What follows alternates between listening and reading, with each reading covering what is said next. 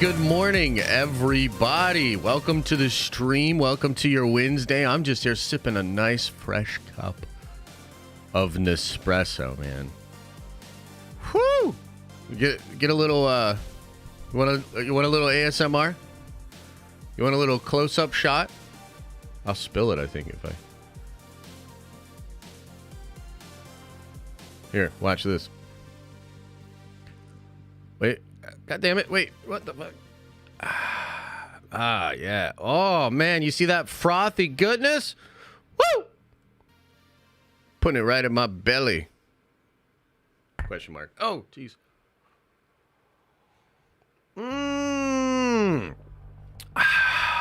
That's nice. That's nice. What's up, everybody? Welcome, man. Welcome on in. Welcome to the stream. We got a lot to talk about. Obviously, I think the Gina Carano thing is crazy as hell, and we're going to break that down in full detail. This is our Johnny Depp trial-esque stream. We're going to get into the details and pretend to be lawyers. It's going to be great. It's going to be fantastic. We're also going to talk about, you know, the court of public opinion. I think that's just as important with this situation, and I'm interested in what you guys think about it, of course. There's other stuff that I want to get into, like the Daredevil leaked set photos. Kind of wild. So they're leaking everywhere, okay? Did a little video on it yesterday. And then I noticed today, Variety. Guys, Variety. I'm looking at an article right here. Variety. Charlie Cox suits up as Daredevil, reunites with Netflix co-stars Deborah Ann Wool, blah, blah, blah, in Born Again set photos. Variety did an article on the set photos. Sir, is that even legal? Like literally, is that legal? It's a big legal stream today. You know, I need to get a powdered wig and a gavel and maybe even one of those black robes. You know, I think it would be a nice thing for the streams if we took our legal shit just a little bit more serious, and I got all of those things. What do you think, chat? Good investment, bad investment? Let me know. So I want to talk about that. There was a couple other things on my list. Let me see. Hang on. Oh, there actually are Star Wars updates, like beyond the whole Gina thing, which is interesting. There's There's an interview out there with Dave where he's basically, I mean, what I heard, I haven't seen the interview. We're going to watch it together.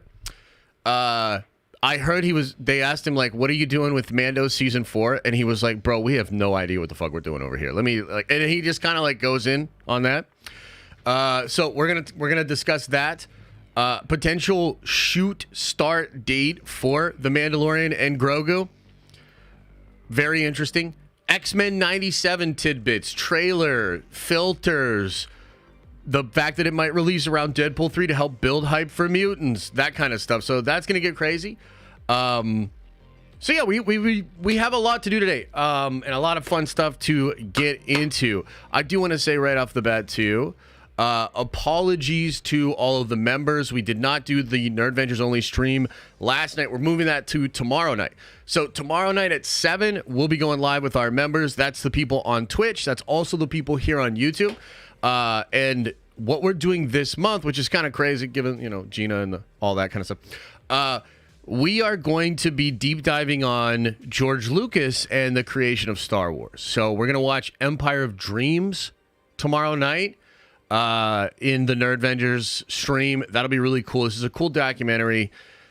It's also, I think, a little bit of George Lucas propaganda, because a lot of the stuff that he talks about in that documentary ends up getting debunked by people later on.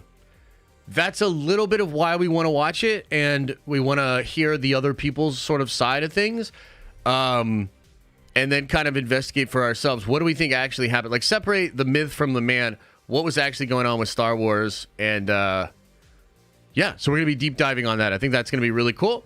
I'm really trying to launch the Second Chance campaign for Unity. this Friday. This week has been ridiculous.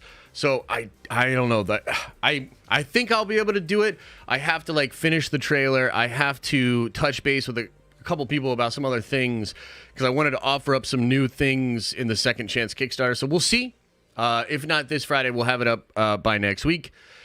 And I think that's all. I think that's all the sort of show notes and stuff that I wanted to kind of get out of the way. But we will be, most importantly, we're going to be doing that catch-up stream and watching the George Lucas documentary tomorrow night at 7 p.m.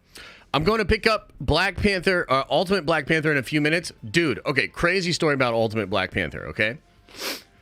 I am super nervous about my copies of Ultimate Black Panther.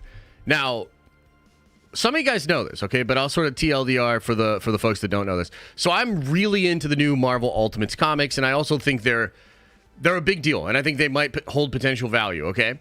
And so I went to my local comic store, and I set up a new pull list for the Ultimate stuff, okay? And I said, I want 5 copies of each number 1 in the Ultimates universe. Now, the first go of this was Ultimate Spider-Man number 1, and instead of giving me 5 copies of cover A, which is what I want, they gave me 5 variant copies. Not a super big deal, although I was sort of gut punched later to see how cover A has performed on like eBay and sites like that. Look, I'm supposed to give these covers away to you guys anyways, but I didn't end up doing that, and then I was going to sell them, okay? And so I was looking at the prices, and I was like, damn it, dude. I knew cover A was going to pop off like that. Okay, and it did. Cover A popped off. You're looking at, I don't even want to get into the details, but I was like, oh, I was a little upset. Finto, that is typically true. It depends. So what Finto said is the variant covers should be worth more though because they are rarer. No, it really depends. I think there are some variants like the Venom variant. I think some of the variants are actually performing well, but what I think is happening is the market has kind of decided that cover A of Ultimate Spider-Man number 1 is a very important book. And so even though the variants I think they're doing well, and in a normal situation, they tend to be more valuable than cover A. But in this kind of a situation where like the market has kind of decided that's such an important book that a cover A is a collector's item. So yeah, that's like the short answer. Here's the thing that's happening with Ultimate Black Panther, and I'm real nervous about calling and / going to my local comic book store later because I had to take the car in today, so I don't have the car until I hear from the mechanic later today, okay? So I can't like go over to the comic store. Trust me, I'm going somewhere with this. Ultimate number 1 Black Panther sold out, and they're already doing a second printing, but it literally sold out by just retail sales. And so there are some retailers that I don't even think have all the copies of Ultimate number 1. There's going to be some local comic book stores that probably never get any of the first printing of Ultimate Black Panther number 1. And I'm over here like, bro, I ordered 5 copies of this shit months ago. I'm a little like, I just don't like what I'm seeing out there. And I'm nervous that when I call them, they're going to be like, well, here's the thing. You don't have any. And it's just like, God damn it, dude. I missed out on all the cover A's of Ultimate Spider-Man number 1. Now I'm missing out on all the cover A's of Ultimate Black Panther number 1. What the fuck is happening? I'm trying to collect. You know? So anyway, yeah, that's the whole thing with Ultimate Black Panther number 1. Hey, look, if you get a copy of Ultimate Black Panther number 1, I would hold on to that or give it to me. call them live. I thought about doing that, but I don't want to do that. I don't want to do that. This is the first time I'm going in for physical copies, and you're trying to set up a pull list. So each shop does it a little bit differently, but here's the first thing I'll say. Try to get the highest like paid person in the building and talk to them. Like talk to the GM if you can. Talk to the owner if you can. Yeah, so that's step number one. Okay, I'm not going to go into details why, but you can imagine why. Step number two, you want to be very clear about what you're pulling. What is a pull list? A pull list is because of the way comics sell, the comic shop has access to the distributors. They buy things from distributors and then sell them to you, the customer. So you're telling the shop, hey, I want to pull this book. I want to pull this book. I want to pull this book. What that means is they're going to order your copy. They're going to pull it from their collection and put it into your box, bag, folder, whatever they have. Okay? So it's like pre-ordering. So you're basically telling the shop so let's just say there's a new Iron Man run coming out tomorrow. And in this one, it's all about Pepper Potts. She's now Iron Man. And let's just say that you love that, Kendall. You know what I mean? You're so excited that Pepper Potts is Iron Man now. So you'd go to the shop and be like, hey, this new Pepper Potts Iron Man book is lit. I'm pulling that. That means every new issue of that book, you will have one in your folder for you to buy until you tell them that you don't want that book anymore. Okay? And technically, like, that shit'll sit there sometimes. Like, I had a buddy once, he didn't pick up books for like 3 months. And he ended up going in there and having to spend hundreds of dollars all at once because, I mean, he technically ordered all those books. You know what I mean? So, yeah. So that's kind of how that works. That's how you would do that. Yeah. Bro, ain't no one want viewer bots. I don't know what that means. But no, I don't think we do want viewer bots. What's going on Twitch? What's going on Twitter? What's going on Kick? And of course, what's going on with all you crazy kids on YouTube? Streaming on all these platforms. So shout out to you if you're watching on one of them. Anakin called Prita says, hello, sorry for bothering you. I want to offer you promotion for your... Oh, that's what people were talking about. No, I'm cool, man. I'm cool. I'm all right.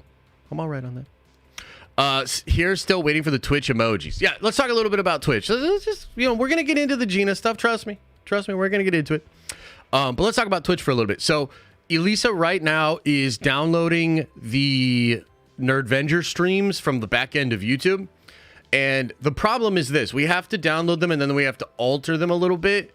Otherwise, YouTube will be like, this is a duplicate video and it'll delete it. So we have to download all the old member streams, which we're only going to go for this year. I'm not going to go back into next year. I'm sorry. I'm not going to do it. And we're going to take those streams and then we have to alter them. We're trying to see how much we have to alter them, but we have to alter them. And then we can re-upload them on a playlist that I can sort of pin to that part of the Discord if you are a member on Twitch. Does that make sense? It's a wild fucking process, dude. Like, it's just crazy that YouTube... So when we put it as a member-only thing on YouTube, it is locked behind that paywall. Even if I give the link to people on Twitch, they will not be able to access that video unless they're a member on YouTube. You know what I mean? Is Twitch worth all that? I would say this. If you really can't afford a membership, or maybe you just want access to some of that stuff, and you can technically get it for free with the Bezos money, I would say it's absolutely worth it because I think the content's good. But I do have to do all these weird workarounds to like get it to work on Twitch. We figured the first one out, which was how do we get a stream for those people that's members only, but the Twitch people can still have access to it and still be able to communicate into the stream. We figured that out. So this is just the next one that we're going to figure out. But I will say this, it's way easier to just do it on YouTube. You know what I mean? Way easier. Because it's kind of set up that way. So, I'm a Twitch member, but I only watch you here. Yeah, no, look, we appreciate all the Twitch members, man. Like, a lot of people are signing up on Twitch, and, you know, we're doing the $200 GameStop gift card every month, and we'll probably have to draw that again next week because I don't think the dude's very active that won. So yeah, if you sign up on Twitch, you get an extra entry into that. It's cool. You get like a little thing on the Discord too. So yeah, it's cool. And we appreciate everybody that helps us out over there. We still can't see Twitch on YouTube. What do you mean? You mean in the chat? I can see them. Let me see if I change it like this. So there's no Twitch in chat right now? In the chat box? I need on Discord. Yeah, man. You got to get on there, bro. Huh? When are you going to remove the underscores from the Twitch name? I will work on that as well soon. Andromeda. Hey, thanks. What's up? Hello. Hi. Look at all these emojis on Twitch. So they're showing up, aren't they? Or are they not showing up in the chat box on the page? Everyone on Twitch is doing a bikini pool stream? Okay, well, maybe I'll do that next week. Big Pounds Banana says, Gina did nothing wrong. I hope she sues Disney into the ground. Okay, chat. Should we start talking about the Gina stuff? Is it time? Is it time? Oh, you only see YouTube? Dude, it's so weird. Like, let me try this. If I reset it with the intro screen, will that fix it?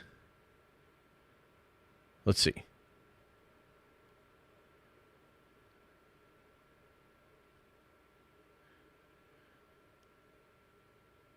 This is the content you're here for.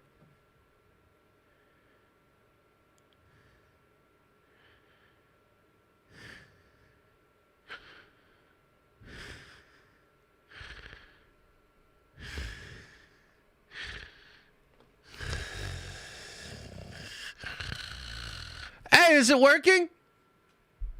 I think we fixed it. Oh, hell yeah.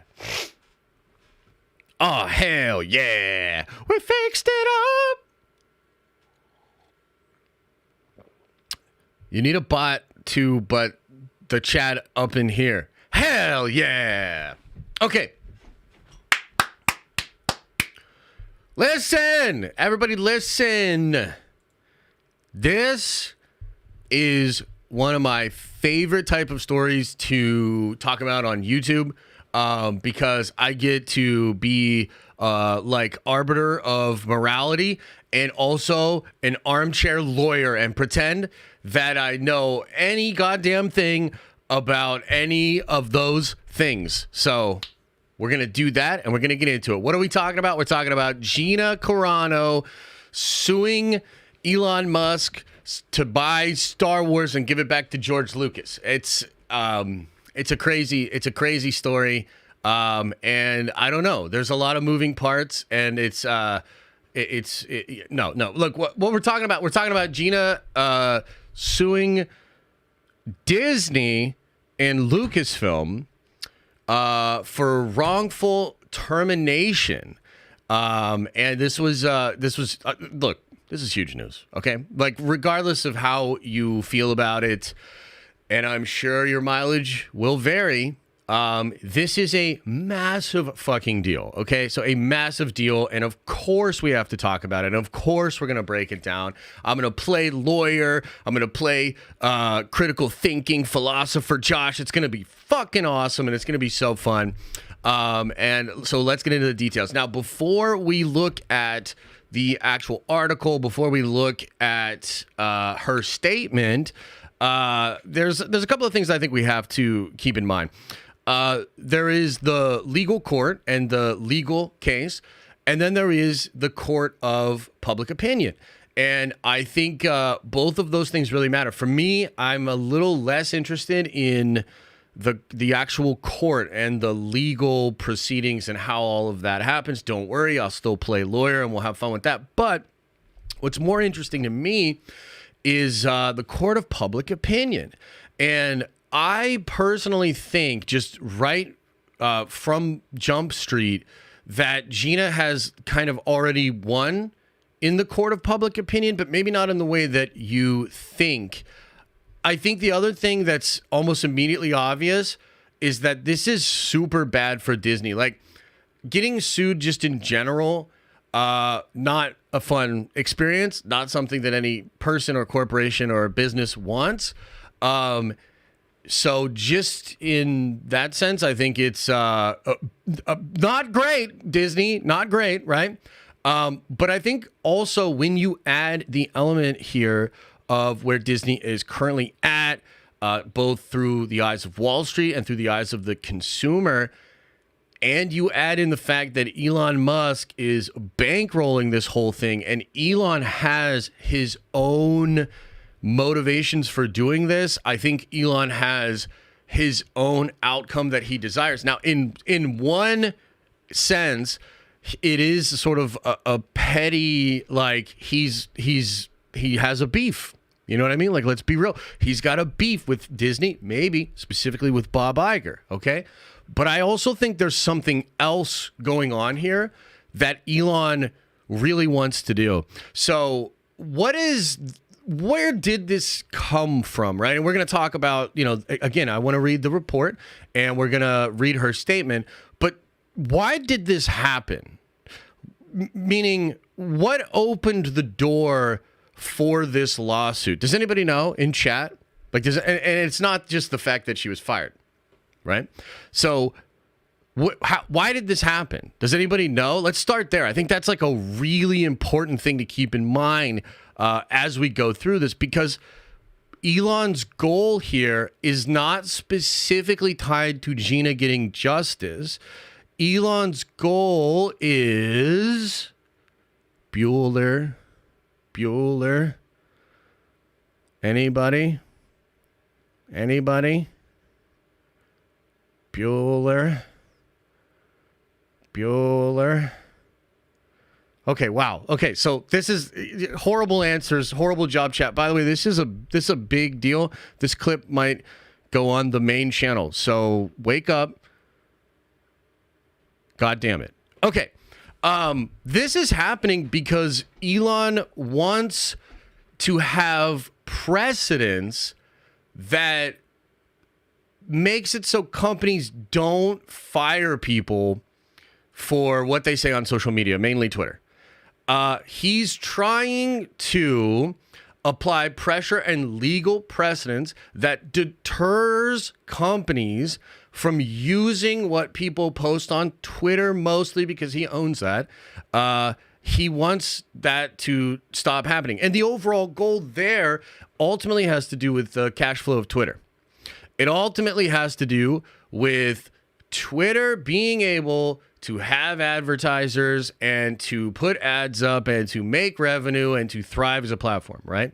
So in Elon's mind, this whole thing started because he was like, hey, if you were wrongfully terminated from your job because of something you said on our platform, I will pay your legal fees to go after these companies. And again, this all ultimately has to do with setting some kind of precedent that will make it so basically people stop taking what you say on Twitter and applying real world consequences to that. That's his ultimate goal. Okay. Now, of course, there's that beef, right? And Elon, has the beef with Bob Iger, has the beef with Disney and all that, et cetera, et cetera. But it's important to remember what even opened the door for this and what Elon's goal ultimately is.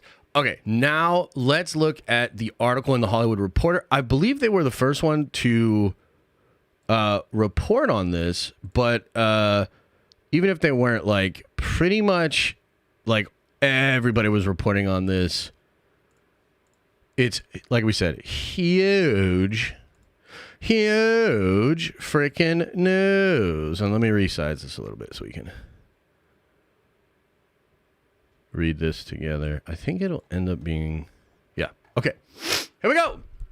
Gina Carano sues Disney over Mandalorian firing in lawsuit funded by Elon Musk. The actress claims the entertainment giant discriminated against her for voicing certain opinions on hot-button issues.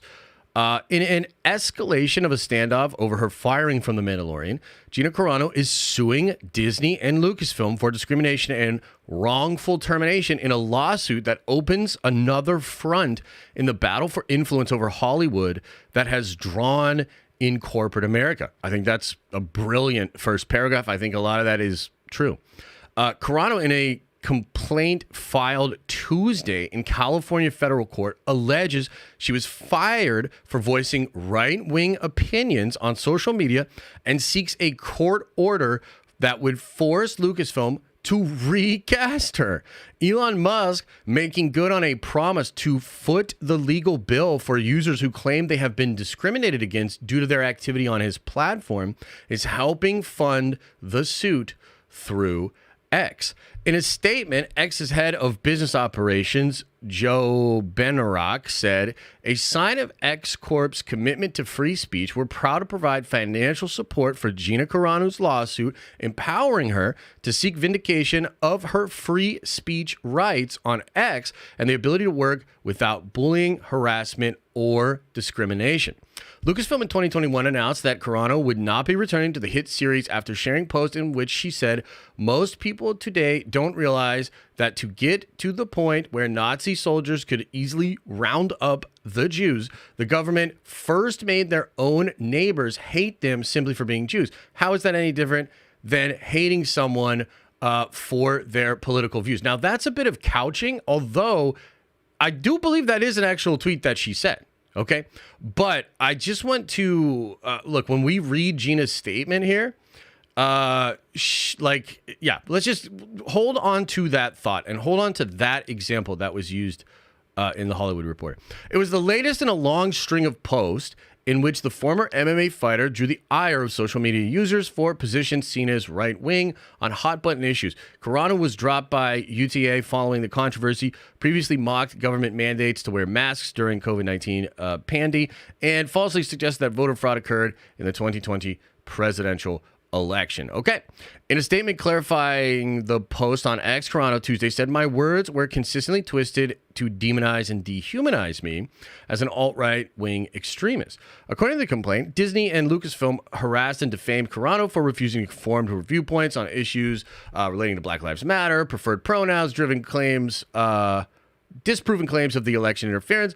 While she was allegedly fired for her cultural and religious beliefs, Carano argues that entertainment giant turned a blind eye to her male co-stars who allegedly made offensive and denigrating posts directed towards Republicans. She points to Pedro Pascal's 2017 post comparing former President Donald Trump to Hitler.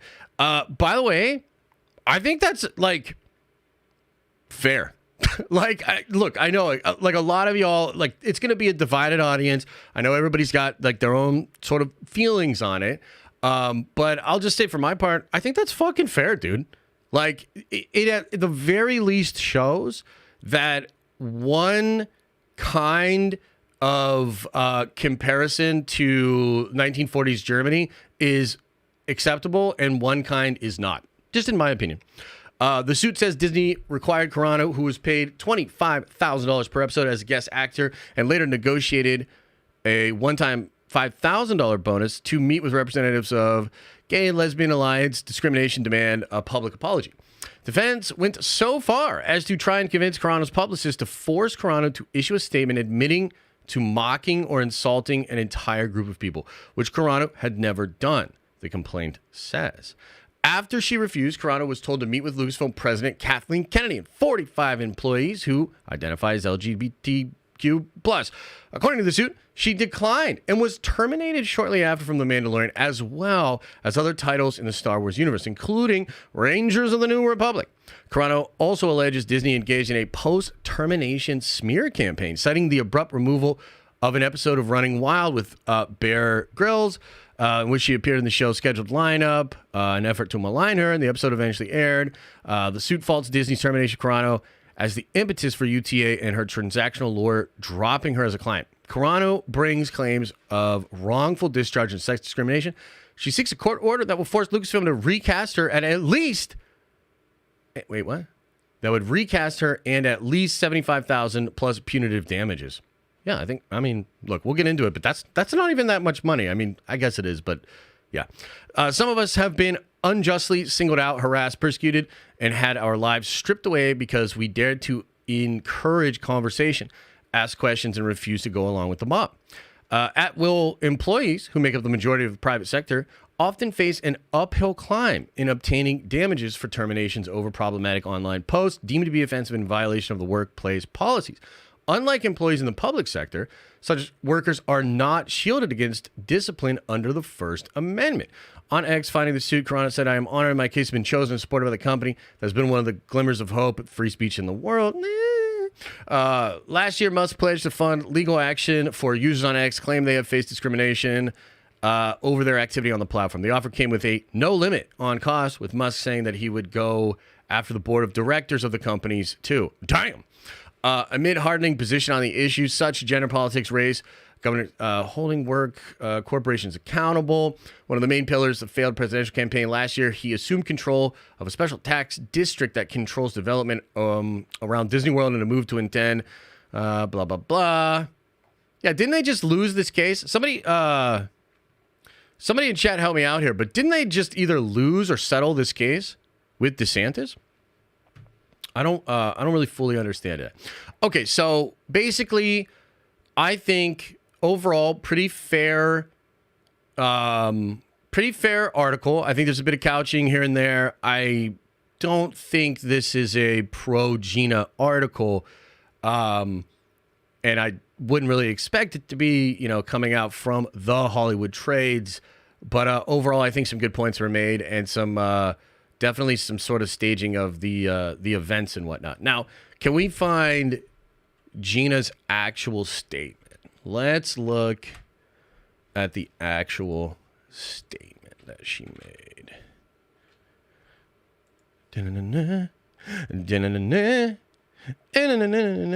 Wait, where is it? Okay, here it is. Boom. And by the way, yeah, it's a chunky one. Okay? The article is chunky.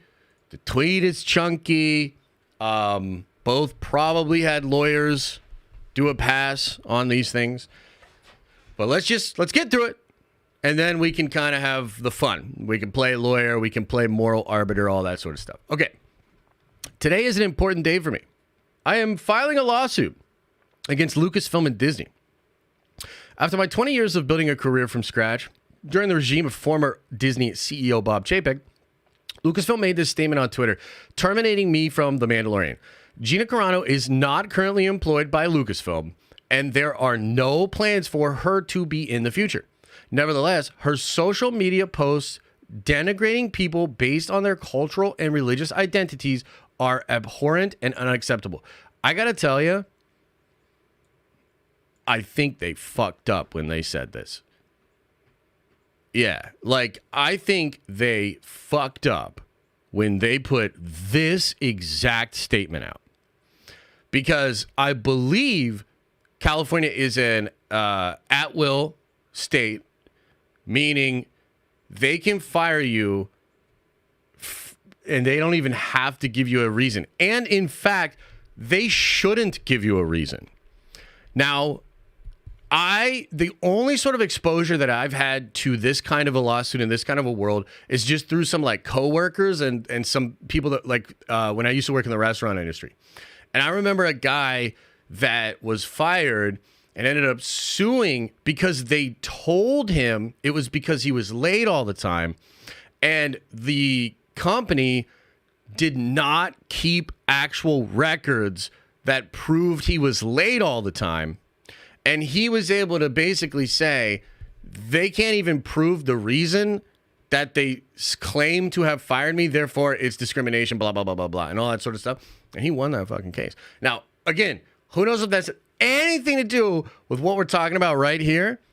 But if, again, fake lawyer Josh, I'm basically saying most of the merits of this case come down to this exact statement here. And I think this was such a fucking dumb thing to say. And I wonder Was this something that came from an executive? Was this something that came from like a social media manager or something like that? Like, I don't really know. That's wild as hell. But yeah, I think that's really what it comes down to there. That statement is pretty damning, I think, to Disney. Anyway, nothing could be further from the truth. The truth is that I was being hunted down from everything I posted to every post I liked because I was not in line with the acceptable narrative of this time. I think that's true. My words were consistently twisted to demonize and dehumanize me as an alt-right wing extremist. I think that's true. It was a bully smear campaign aimed at silencing, destroying, and making an example out of me. Yeah. The thing is, I never even used aggressive language. I shared thought-provoking quotes, pictures, memes, and occasionally I used my own words, not with aggression, but with respect to the occasional comedy to keep the mood light in dark times. Look with your own eyes at what I posted and ask yourself, for example, where did I compare Republicans to the Jewish people in the Holocaust? I didn't. Now, going back to this right here, right? It says right here, most people today don't realize that to get to the point where Nazi soldiers could easily round up thousands of Jews, the government first made their own neighbors hate them simply for being Jews. How's that any different from hating someone for their political views? I gotta say, I think the sort of takeaway from this statement, generally speaking, does make that comparison. However, I think legally speaking, she actually has a case. Like, and this is because we have a litigious system, you know what I mean? And so she'll basically be able to prove that she's talking about, like, first of all, she never mentions Republican. You know what I mean? Even though it's like implied. She's also not directly comparing the two. She's really making a comparison about the perspective of people that were discriminating and the perspective of people that are now discriminating. So it's one of those things where, and this is another thing to kind of keep in mind. Legally speaking, like, it doesn't matter what you know, it matters what you can prove, right? So like, you could sit in a room with like 100 people that basically know, yeah, she was kind of making that comparison. Legally speaking, you probably can't prove it. Does that make sense, chat? Like, do you get what I'm saying there? But let's keep going. Let's keep reading in her statement. Ask yourself, why were they calling me racist? Was there any merit behind that or a history of it whatsoever? No. Look at what I was called a transphobe for making droid noises from Star Wars. Beep, bop, boom. I was obviously directed to online bullies and did not anyway denigrate transgender people. Were my questions about mask, lockdown, and forced vaccines to ask and push the subject into the light? Should we have been allowed to publicly discuss these topics at that time without being harassed or censored? Absolutely. I mean, look, I'd be interested in knowing your thoughts on that, chat.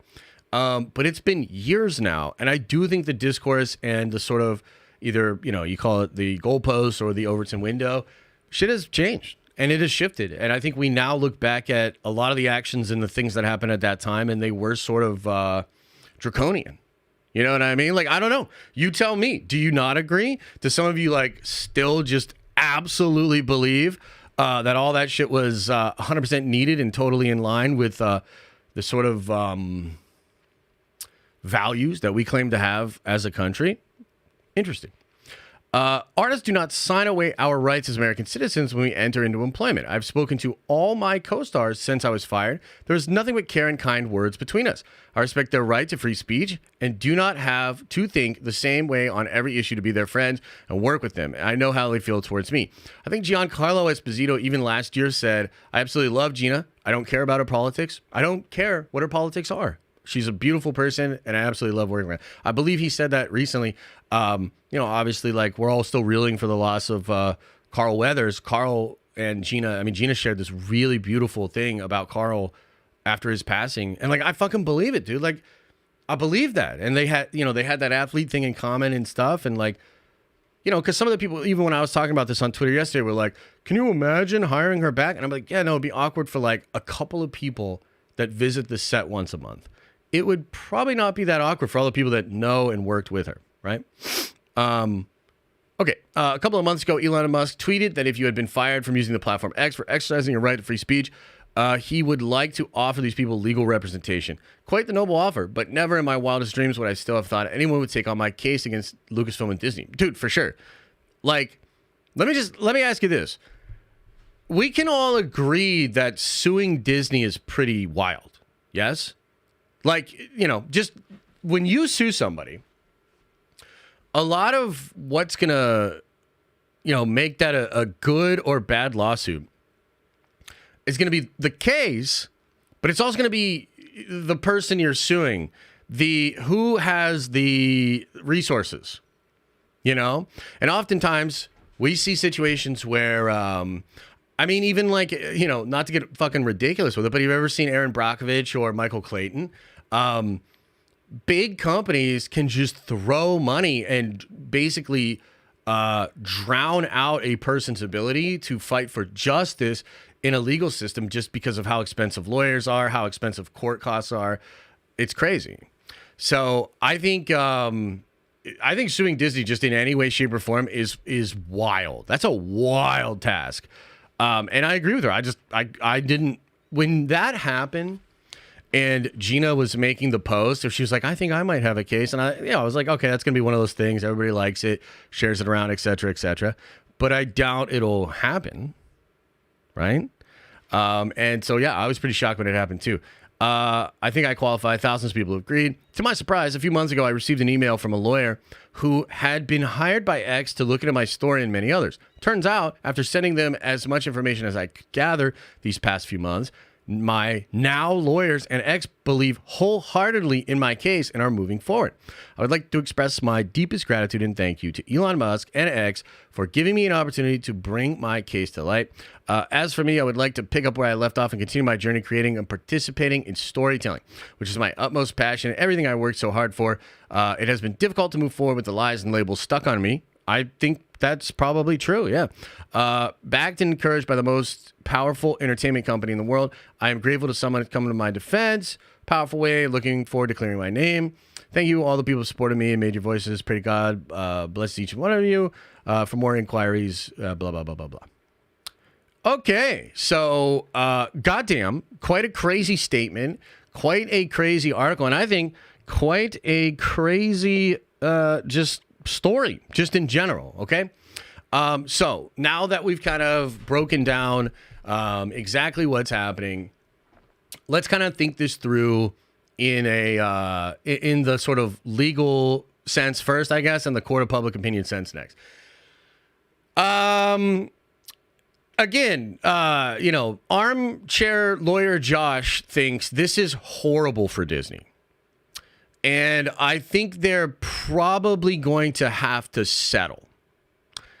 Because I think there's too much risk and potentially too much liability for the company if they actually go to court for this exact case. Does anybody disagree with that, by the way? I wonder if anybody could. Because, like, dude, even if you're like, dude, fuck Gina, you know, and you're like, hey, Gina, and you like, whatever. You just take a step back and understand that Disney, not a good company. Like, I'm sorry, it's just true. Not nice, not your friend, not the company it was even 10 years ago. And, you know, Bob Iger making $1 bajillion a year while firing his own employee. Like, guys, like, I'm sorry, who out there among you is still willing to go to bat for this company? Who out there among you is willing to say, no, Disney, this institution that matters and that stands for this, that, second, and the third, absolutely deserves my undying loyalty? I don't see it. I don't see many people that have that attitude. And I don't think that Wall Street believes that Disney still has that relationship with the majority of consumers. Okay? So this is bad. And I think if they go to Discovery, all sorts of crazy shit that will just become ammunition for an anti-Disney narrative and an anti-Disney movement it's too much. It's just way too much, dude. So I don't think they can do this. Okay. Now, if they decide to, they could maybe win the case. Okay. They could try to, I think their strongest claim, right? The steel man for Disney is, well, this is a person that caused some major controversy. She's a public face of the company that represents us in some way. And of course, we had tried to reprimand and to give her the steps necessary to find common ground and to do all this sort of stuff, right? Now, the argument's then going to be, well, why didn't you do that with Pedro? Why didn't you do that as Disney, maybe not Lucasfilm, but Disney specifically? Why didn't you do that with Shuri actress? Why do I always blank on her name? Why didn't you do this with Evangeline Lilly? Why didn't you do this with even James Gunn? So I think the only example that they might be able to bring up would be Chuck Wendig. Letitia, correct, yeah. So, because I believe Chuck was basically fired for being an extreme lefty. Like a way fucking, and I mean focus on extreme in the sense of the rhetoric. They did fire Chuck Wendig for being sort of flagrant with his left-leaning opinions. Okay? So, Disney, I mean, they might be able to say, hey, look, this is basically standard practices, and we allowed Gina an opportunity to do this, that, second, and the third, and then she refused the final step of that or whatever. But I do think it's actually fair that Gina could point out all these other examples and be like, why weren't they, like, re-educated? Why weren't they, sort of forced down that same path?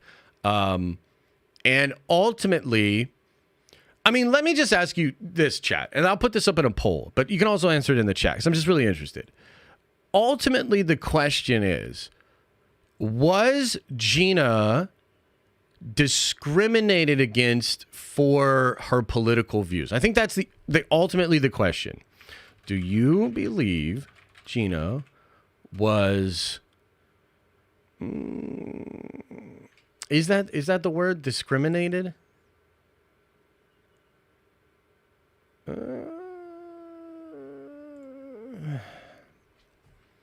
I guess that's the word, yeah.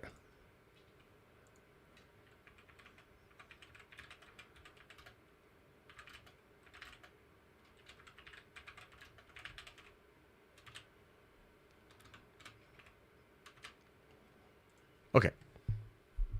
Yeah, there's the poll. That's kind of a question I have for you, because I think that's ultimately what it is, right? So,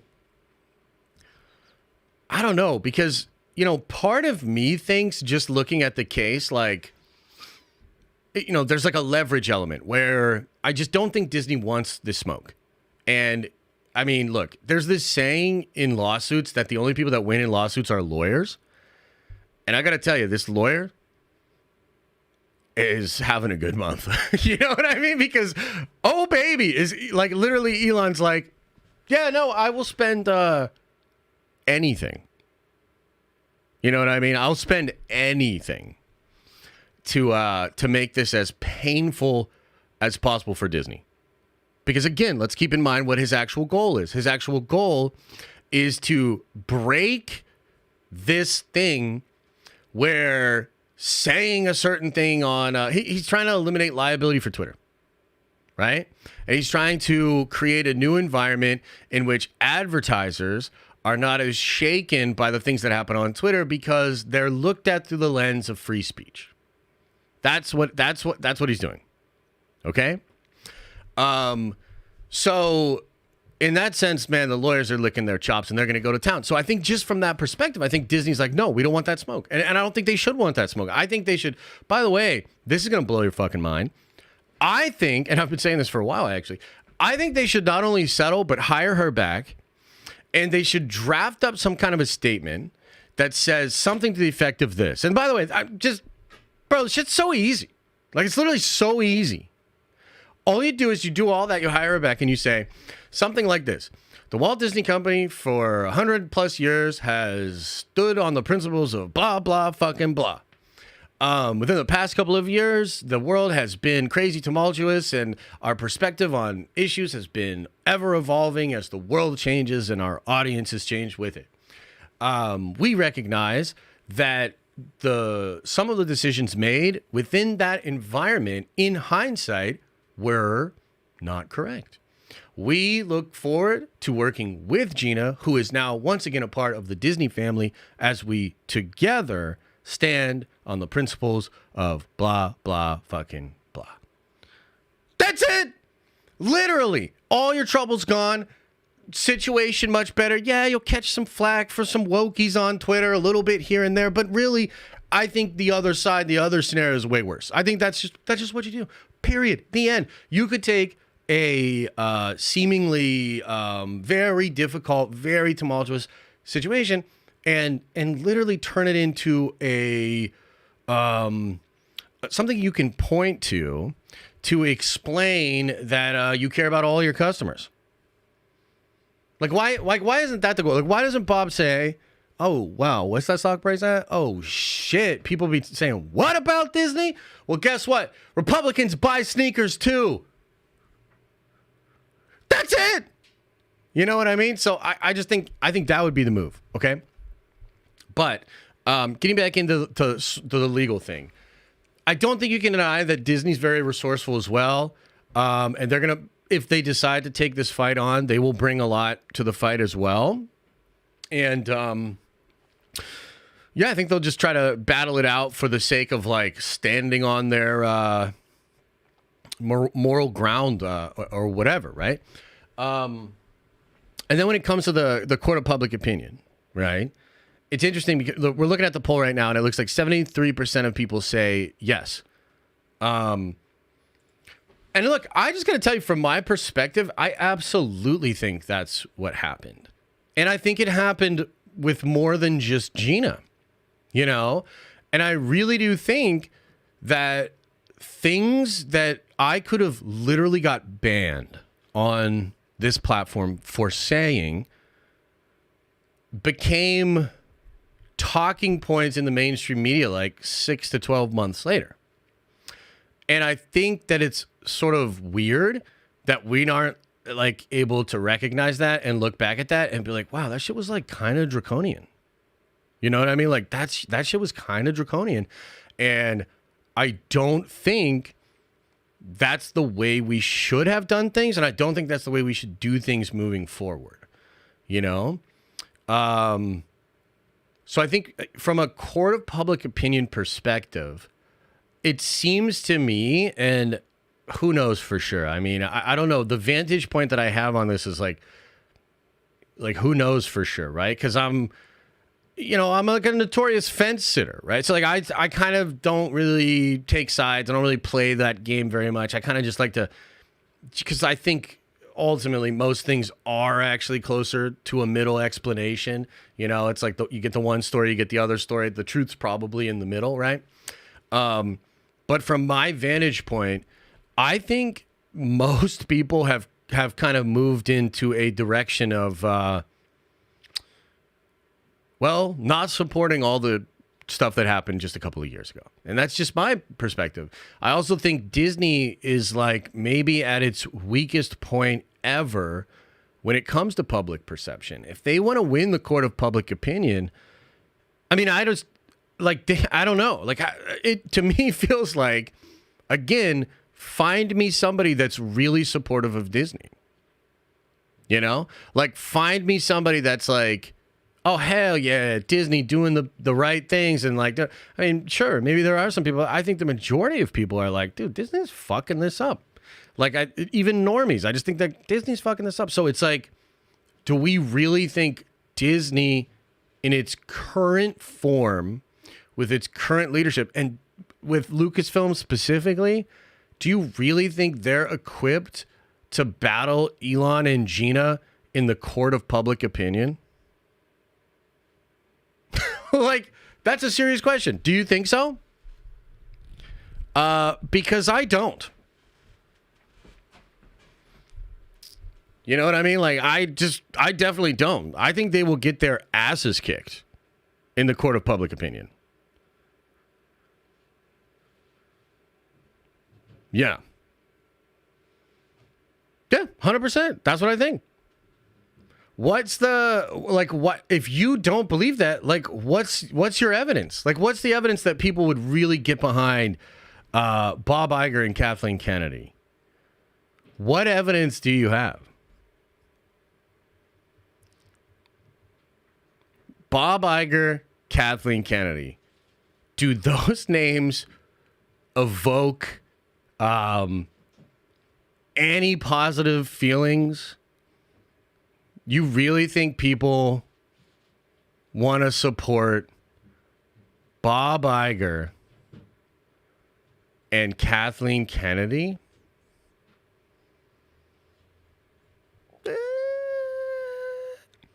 I love KK says Overbound. Okay, cool. There you go. There, we found him. You know what I mean? Like, we found him. Yeah, I don't know, man. I guess to wrap it up, and it's like a super long, sort of drawn out segment here, right? But I guess, like, my overall thoughts on it are, dude, I think Disney's kind of in a corner. I think Disney's in a corner, and I think it's kind of like death by a thousand cuts. I think a lot of the stuff that they've done over the past couple of years, and the fact that Wall Street isn't really too keen on their current plans, I think they are in the worst possible shape to take on a battle like this, one in the courts and also in the courts of public opinion. So that's what armchair lawyer Josh has to say, and I rest my case. Where's the gavel? Where's the gavel? I rest my case. Is that really 40 minutes? Oh my God, we just did 40 minutes on that? Damn. I can't send that to my editor. I'm going to send him 40 minutes? How's he going to make a fucking video out of that? Damn it. Why didn't you guys let me know? Try to get me going. Worst segment ever? Yeah, I'm sure. Look, I'm absolutely sure some of you are like really, really triggered. You know what I mean? And like, you know, look, like it's one of those things where it's, for me, I just have to say, like, with love, I just really don't care. I'm willing to hear what you have to say, and I'm willing to process it. I'm willing to take into account other perspectives, and I definitely care. You know what I mean? Like, I definitely care about you as a person. But I just definitely don't care to sugarcoat or walk on eggshells about what I think is going on. You know what I mean?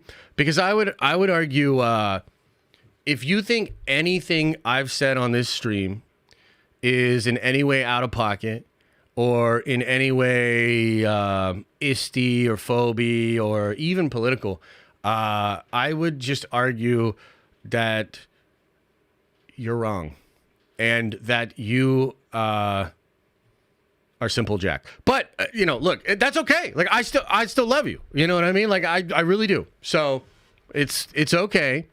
And into, you know, my loving embrace, you go. But also, like, I just am not gonna entertain emotional, you know, unfounded, stupid, you know, comments, man. You know? So we'll see.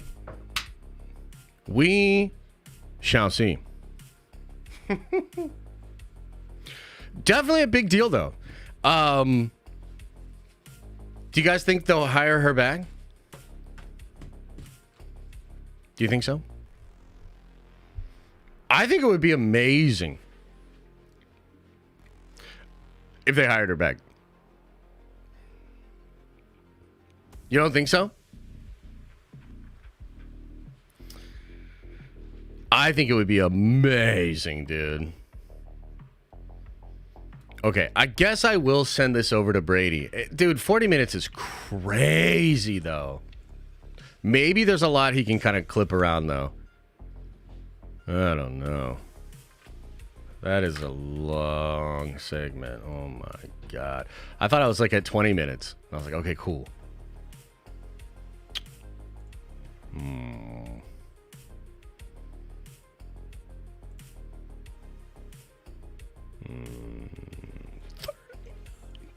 39 minutes.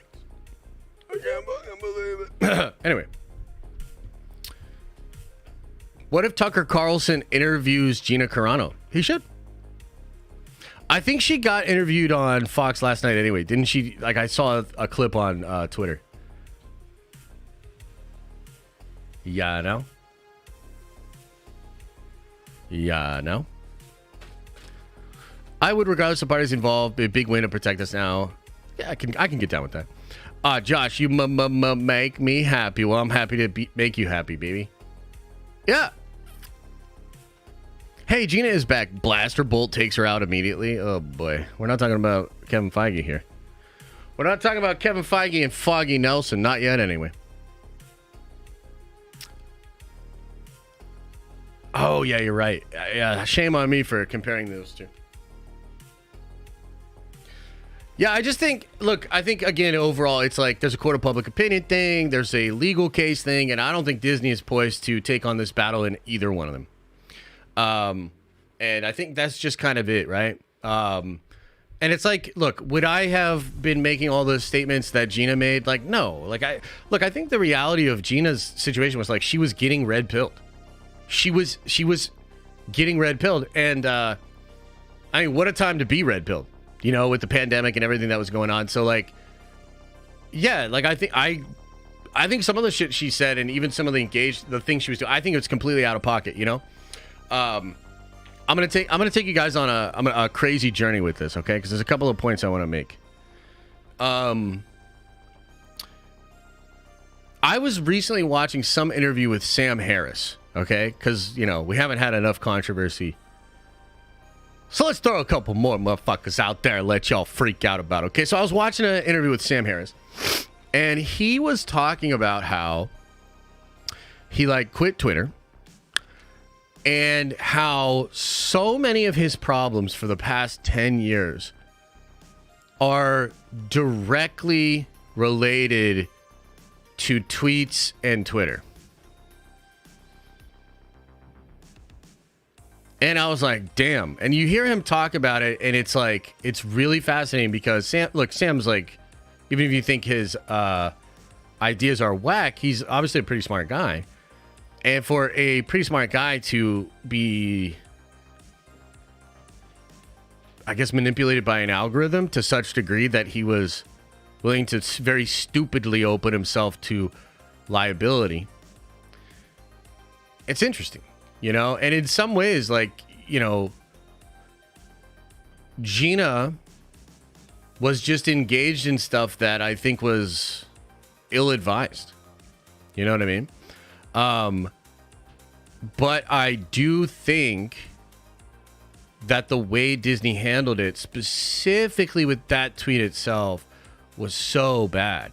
Because it's not just that they fired her. I almost think there's damages that could be paid because when a company like Disney makes a statement like that, like, nobody can really hire her.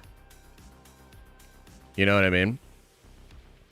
So, yeah, I think that it's crazy. I mean, this is a situation in some ways that Gina created, but it's also a situation that Disney created, man. And man, like, they've got to just feel so bad about it. Like, I'm sorry, there's no way they feel good about this. This is horrible for them. So, yeah, my prediction is they'll probably settle. And hire her back. Fuck it, man. Hire her back. I don't care. I literally don't care. Just hire her back. She was cool on the show, man. She was cool. Gina seems nice. You know? So, okay, we got a couple other things to talk about, but I'm sure there are like comments, concerns, and general butthurt that we should address. Does anybody need to take the talking stick and get something off their chest? Or are we good? Are we good? Are we good? Are we good here? Or like, are we chilling? Are you done or are you finished? That's what I'm trying to figure out. I hate you, winky face, says Rosie. Oh, hell yeah, bro. Let that hate out. If you've got hate in your heart, let it out. She literally got wrote out of the show. It's cool. Write her right back in, dude. Next opening scene of the Mando movie. Okay, let me pitch it to you. Hang on, chat. Let me pitch it to you. Opening scene of Mandalorian 4. Gina wakes up, okay, and she's looking around and she's having like flashback memories to, dying and stuff, and then she's like confused, and so she like runs out of the room, and she looks in and gets into this hallway. And we don't see what she's looking at, but she's like horrified.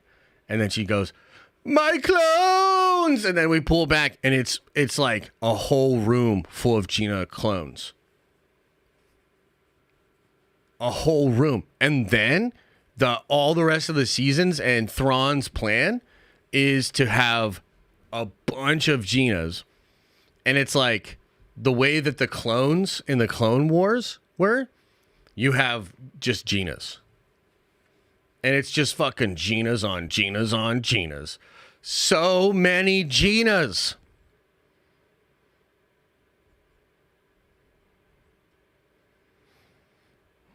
I know. It's crazy they haven't hired me yet. It's crazy. I know. It's wild. Okay, we're done with that. We're done with that. Let's talk about Daredevil. So, in the Daredevil show, Foggy Nelson apparently gonna say some fucked up shit about masks and vaccines. So, Disney's gonna take him out. You know what I mean? All right, listen, everybody, listen. Shut your mouths when you're talking to me. Okay. Daredevil Born Again. It's an exciting show. And we're excited about it. Are we or are we not? Come on, man. I'm excited.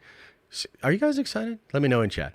So over the past week or so, because Daredevil Born Again is now shooting again, ton of crazy set photos and videos. I was blown away by a lot of the stuff that came out yesterday. I made a little video about it, but even in my video, I was like, I'm not going to show every photo and every video, but I want to just show you a little bit here, and we sort of talk about it, right? And I was a little nervous because I actually, and this has been happening to some of the other YouTube channels as well, some of the people that are photographing Deadpool, right?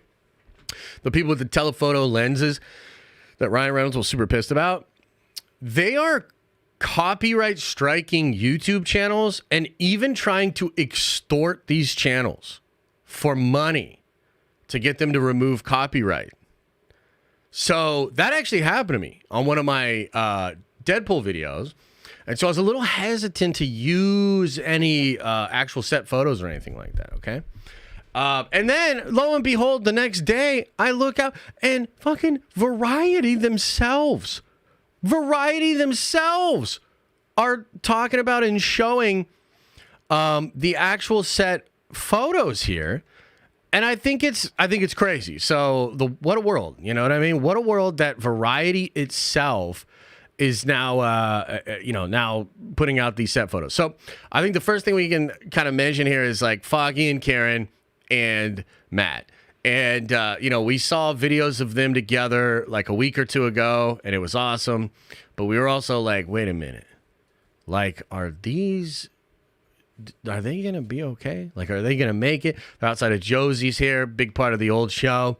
And the stuff that leaked out yesterday, which, I mean, let's start here, okay? The stuff that leaked out yesterday, pretty freaking wild. We get our first look at Daredevil in his new suit and Bullseye in a new costume. Let me know your thoughts, chat. Like, let me know your thoughts. I was shocked at how, I guess, like, negative, I guess. A lot of the people on Twitter were not loving it. And I will also say that the stunt guy that they had to play Bullseye, he's got a little bit of a dad bod, okay? Look, I've got a dad bod, so I can appreciate it. But he's got a little bit of a dad bod. And Twitter was ruthless. And was very keen to make fun of the physique of Bullseye and all that sort of stuff, right? So, yeah, it looks like there's mixed feelings in the chat, right? Mixed feelings in the chat. I like the suit. It's super red. It's super vibrant, but I think that's good because I think from the photography perspective, looking back at the old Daredevil show, it's just one of the only things that I don't like about it. It was so dark that you can't get a great look at Matt in the suit. And Marvel Comics specifically, man, they're known for like being poppy and having these crazy designs and like really fun characters. That's part of what Marvel does. And so, the really bright red in these night shots, it's going to look much better when they're actually processing this and, putting filters and whatnot on it. I think it's going to look a lot cooler. So I like the overall look. And I think it's made for action and speed because this is an action sequence. When it comes to this Bullseye, dude, I love this look for Bullseye. I love this look for Bullseye. He's got so many different blades. The crazy holster across the chest. This huge silenced pistol here. Tactile pants, military boots. This is awesome. And I think it's going to be so fun to see this dude in action in this scene because I'm imagining like he's coming to do some bad things, maybe to some people that we love, but also to anybody that gets in his way. And to have that many blades on him, I hope we see every single one of these thrown into somebody's forehead. You know what I mean? Like, I really want to see all of that. And I think it could make for a fascinating action sequence. So overall, I liked it, but a lot of people don't agree with me. A lot of people don't agree with the Bullseye suit. Definitely want to know what you think, chat. I feel like Bullseye Target logo would be tacky in real life. I don't know. I could go for the Bullseye on this. But, I mean, maybe that's something they're going to explore digitally. A lot of people brought up the Falcon and the Winter Soldier thing because if you look, when when Mackie's wearing that white thing, it has like these weird folds and they looked weird, and digitally they just shrunk those down and just put them in there like that. So they could do some digital, just adjustments or upscaling on some of this stuff, and I think it could work. I also think the Daredevil eyes need something. Those eyes are kind of horrifying, bro. Like they are just kind of yeah, I don't know what they're doing with the eyes on there, but I think because this is a scene at night, I think they're a little bit more vibrant and, I just think there's something going on here specifically for the photography that they're doing. Benson and Moorhead, right? I've been kind of following these guys a little bit more, and I watched a movie they did with Anthony Mackie, actually, about like this drug that makes you time travel. I forget the name of it. It's like synchro something. Really, it was actually kind of a fun movie. Mackie wasn't bad in it. But you kind of realize that a big part of their style and brand is just the really weird photography that they do. They do some really weird camera tricks and some weird photography. And you think back to some of the Moon Knight episodes, even some of the Loki episodes, and you can kind of see their skills on display with that kind of stuff. And this night scene for me specifically with like the fog and the way they were sort of underlighting the fog with like some blues and reds and the vibrance of the suits. And I'm just really excited to see how their photography skills and just their skills as filmmakers are going to kind of bring that scene to life. You know, I'm quite excited about it. Now, the other thing here is, of course, like, bro, are they killing Foggy, man, Karen, man? Like, come on, man. Look at this. Look at this shot, bro. Like, what? And you know, you see videos online of Matt tackling Bullseye. And it's like, dude, kind of see, and that's kind of dad bod on display, right? You kind of see dad bod on display. Yeah, it looks like he tackles him. We've seen this shot before. It's an action sequence. He's coming in, shooting it up. So what is he doing? A lot of the insiders and scoopers are saying, yeah, they're probably just going to kill Foggy and Karen right in front of our face. I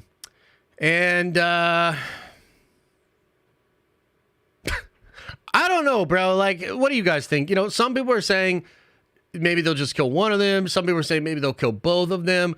Some people are hinting that like they're going to kill them on screen now and make it way crazier. And I don't know. I got mixed feelings. Like on the one hand, I'm like, man, don't just bring them back to kill us, or to kill them. But on the other hand, I'm like, this should look like it might be kind of fire. Like I'm gonna be conflicted. Like if it looks really good, if it's really well shot and it feels really meaningful and crazy, this could be like, I don't know. Dude, I don't know. You know, so I want Foggy to live, but this Bullseye, even though he's got the dad bod, this Bullseye looks like he means serious business. So why is the stomach poking out like that? I mean, what you want me to say, bro? Like that's how the homie's built. You know what I mean? And also, I think this is the stunt coordinator. I don't think this is the actor. It could be the actor. Also, the way the chest is being drawn back because of the pouch is really making that stomach pop out, bro. I mean, what do you want me to say? You know, we got a dad bod Bullseye. What do you want me to say, chat? One beer too many? I mean, maybe a couple beers too many. You know, I don't know. But I still overall like the look. Stop body shaming, Josh. I'm not body shaming at all. Like I respect it.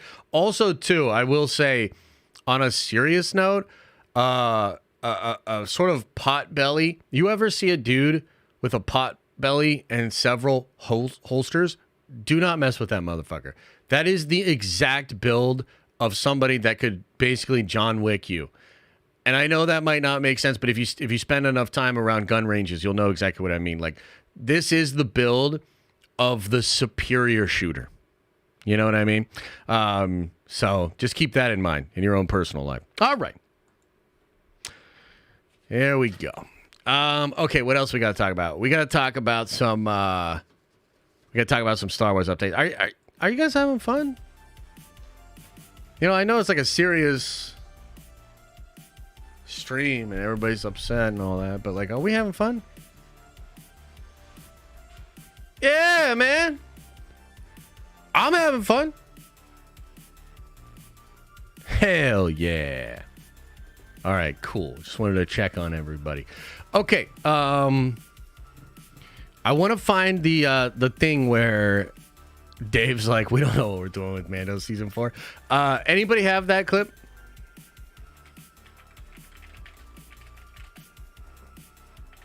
I gotta find this thing. This is so funny. Okay, I think this is it. Wait. Oh, no.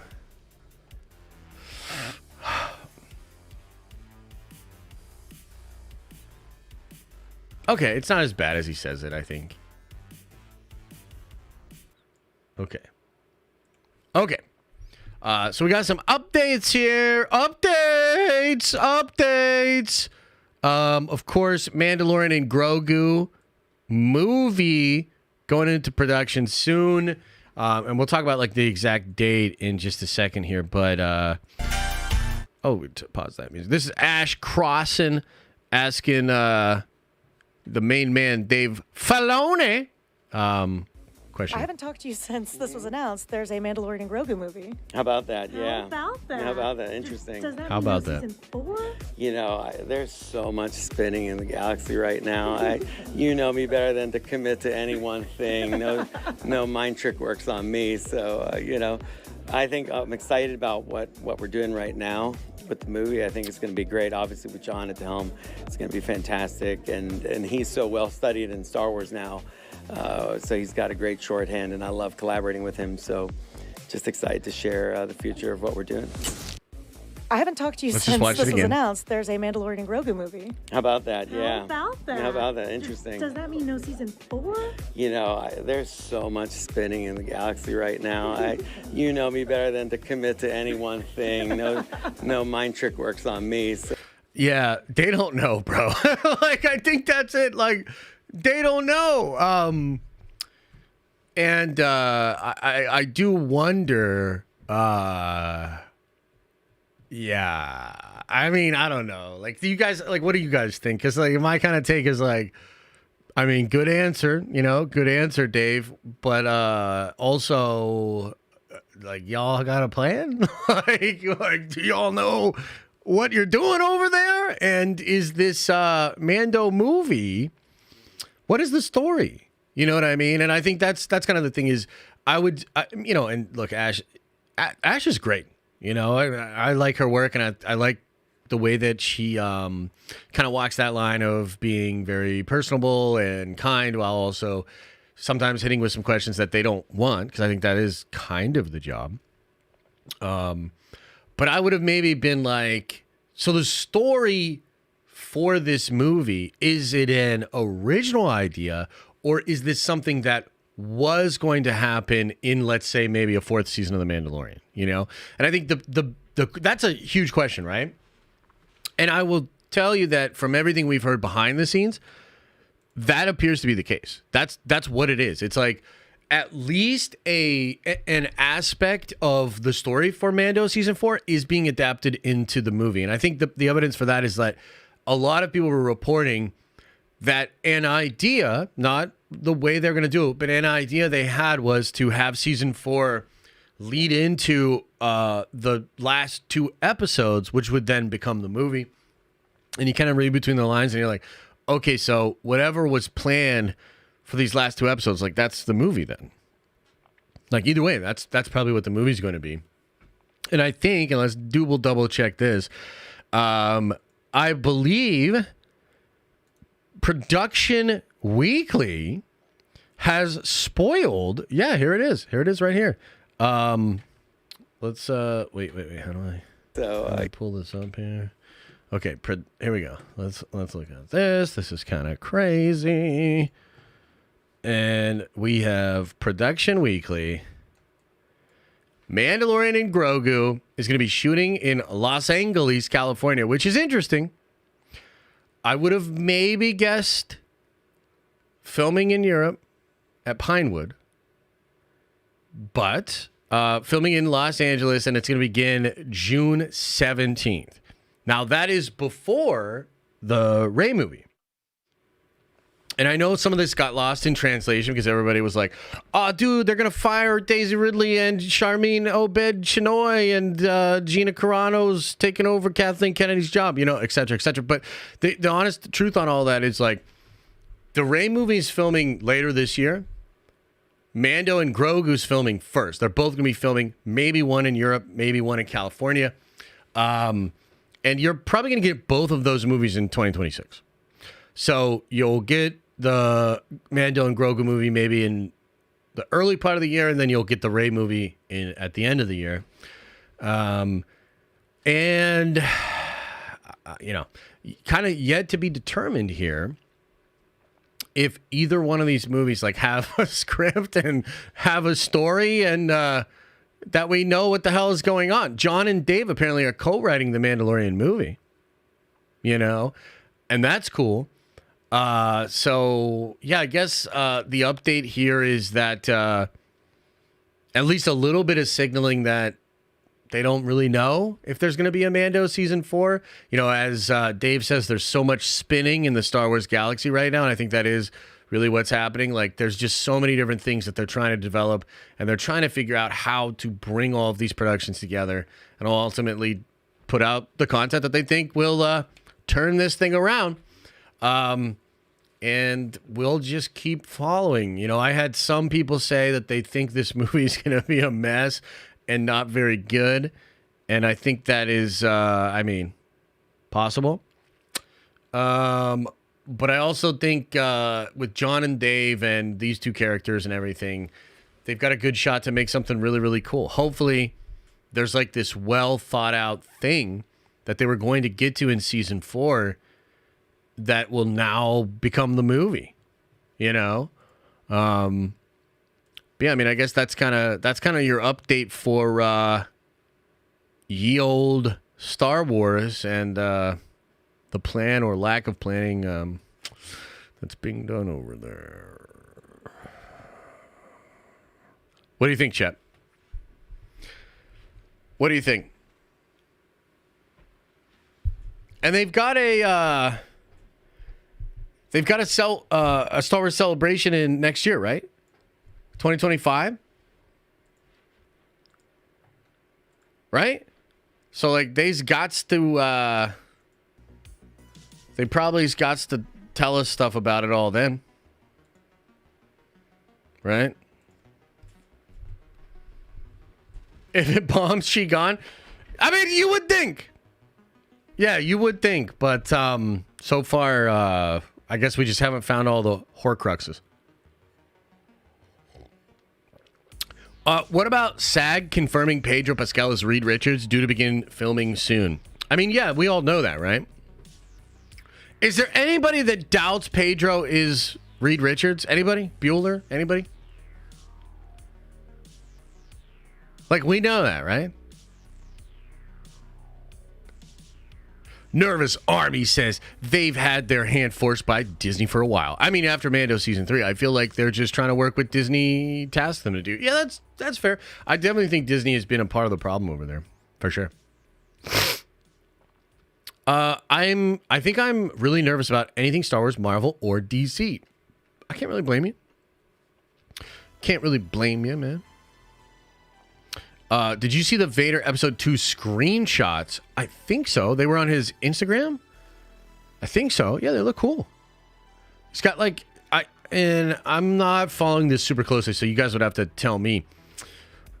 Did he kind of flip again and now he's doing like super high fidelity animation? I think at one point he was going to do more Clone Wars style animation, but I think maybe he's now doing high fidelity again. High fidelity is just expensive, man. Just fucking crazy expensive. But I think that that's going to change. I think AI is going to change that. Yeah. The split-second read is the best read, but they must add their boner. Wait, what you mean by that? That's a good point, which I'm hopeful for. There just isn't a canon confirmation yet, but you're right. What do you mean? I feel like I'm missing something there. I feel like I'm missing something. Dropping mad money on it? Yeah, I mean, yeah. To get high fidelity animation like that, very expensive. Very expensive. Wait, what? Oh, okay. Thought I saw something, but no, I didn't see it. Yeah. All right, I think there's just one more thing I really wanted to talk about. Let me see if I can find it.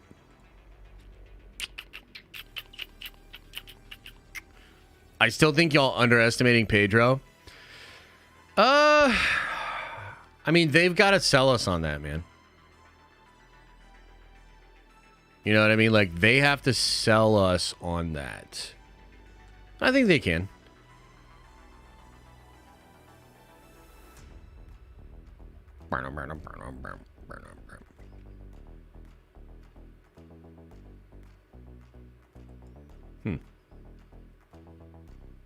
Okay. Check this out. Not like a super big piece of news here, but I did want to talk about it. X-Men 97 release date. What's going on with X-Men 97? Like, this has been super weird, right? Apparently there's a trailer. And the Cryptic HD account guy says that there's a trailer and it could be releasing soon. I've also seen some people speculating, we saw some sort of leaked set photos, or no, they're not, obviously not set photos, but they're leaked photos of what the animation looks like. And some of the scoopers have been saying, like, that's not even 100% what it looks like, that's it without the filter. We've been seeing a lot more promotional images, posters, stickers, things like that. And apparently there is a trailer that is ready to go. So that's cool, but definitely need to see that trailer. And then the next question, of course, is when is this thing going to release? And I think Alex from the Cosmic Circus and maybe even the Cryptic guy were saying a March, maybe even March 20th. But I guess now Can We Get Some Toast is saying that it'll release in May/June to create anticipation for mutants in regards for Deadpool 3, which I think could work. I mean, obviously X-Men 97 has to be really freaking good. A lot of question marks around that, but if it does come out in that time frame and it's like freaking awesome and like gets us in the vibe of the old X-Men stuff, that could be pretty brilliant, because the old 90s show and this new one seem to be the template for how Feige wants to do X-Men, at least in like Deadpool 3 / the Marvels, and maybe even, for Secret Wars. Like, it seems like he wants the classic suits, a classic kind of feel, and a lot of that stuff I think is going to be brought from X-Men 97. So that could actually work together really well, and I would love for us to really be in like the X-Men era once again, and to bring that into Marvel with a 1-2 punch of 97 and Deadpool 3 could be really, really freaking cool, man. You know what else? Can I just say this too? I'm just trying to put this into the universe, okay? I think, they're doing all this reshooting on Captain America. Okay? And they're doing all this changing to freaking Thunderbolts, right? They're doing all this reworking to the Fantastic Four movie script, and they're changing Ironheart. They're shooting a Witch's Road special. They're doing all these changes. Why not sprinkle in a little bit of X-Men and a little bit of mutant stuff in all of those?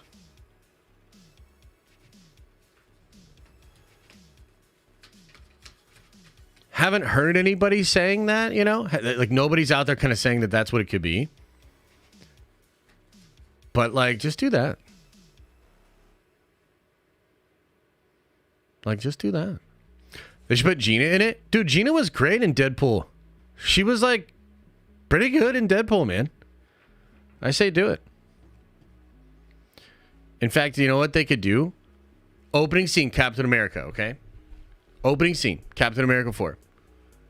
Gina wakes up and like she doesn't know where she's at. She doesn't know what's going on. And she's the character from Deadpool 3. Okay? And then she like comes out of this room. She's like wearing a a robe and a hospital robe and all that stuff. And then she comes into this room and she's like horrified. And we don't see what she sees. And then she says, "My clones!" And then you look around and it's Mr. Sinister, and he's made all these clones of Gina from Deadpool.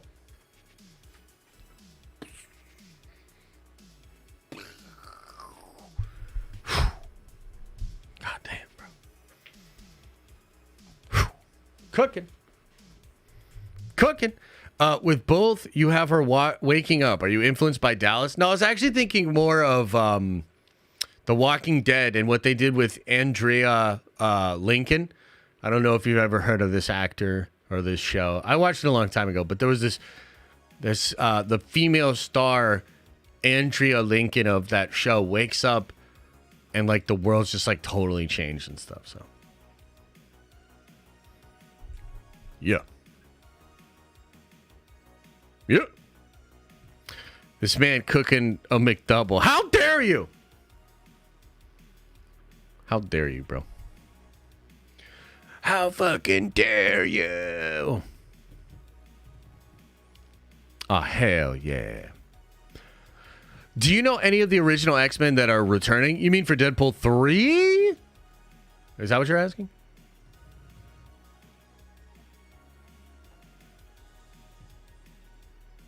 Is that what you mean? I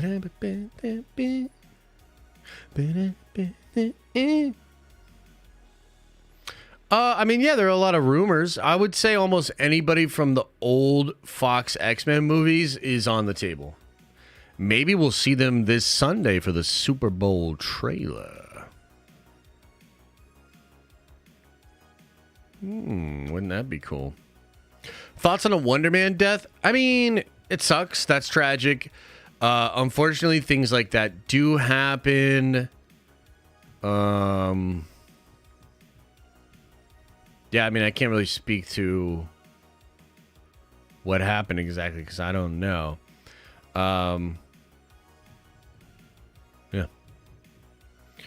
Don't you mean the Super Bowl teaser? Right, but so here's the thing. That it's probably going to be a 30-second teaser and then a full trailer online. And apparently there might be a Red Band trailer too. Woo!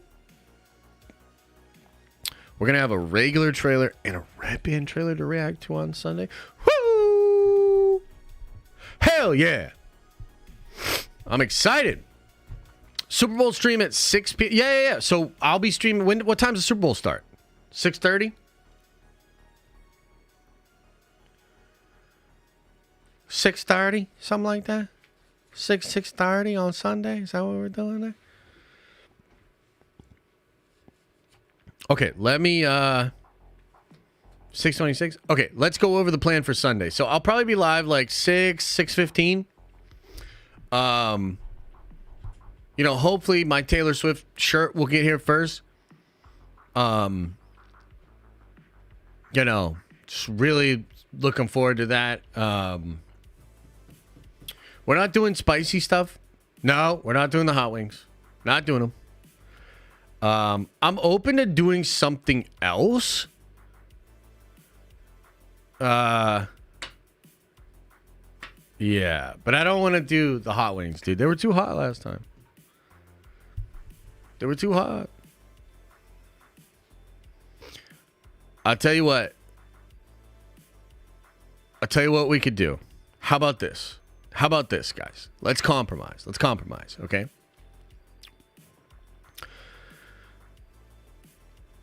Maybe I take a bite of a super spicy chicken wing every time the broadcast shows Taylor Swift.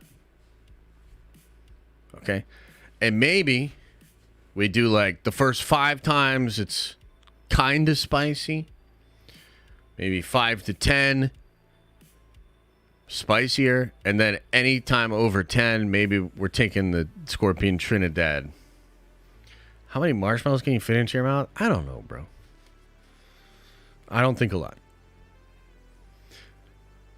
How about 5 wings each time? I don't want to eat 5. I don't want the stream to be like, oh shit, here we go again. And then I'm filling my fat face with fucking 5 chicken wings. God damn. LOL, she's not going to be at the game. Wait, what?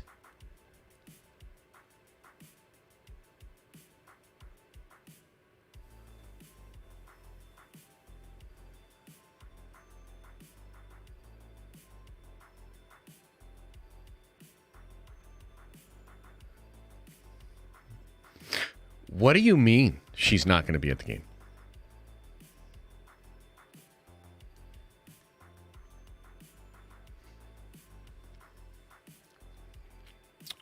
Japan said she will make it in time. What the fuck do they have to do with it?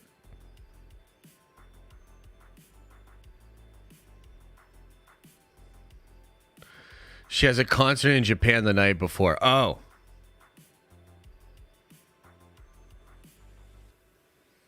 How far away is Japan from Las Vegas? You should do a tier list for your favorite T Swift song. Okay, I'm going to be completely honest with you. I think I only know Shake It Out.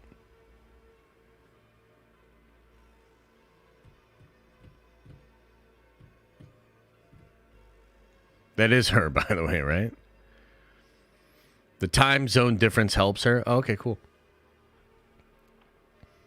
13 hours? She got plenty of time, man.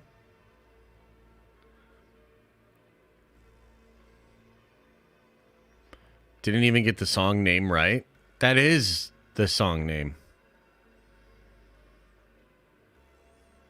It's Shake It Off, buddy? Oh.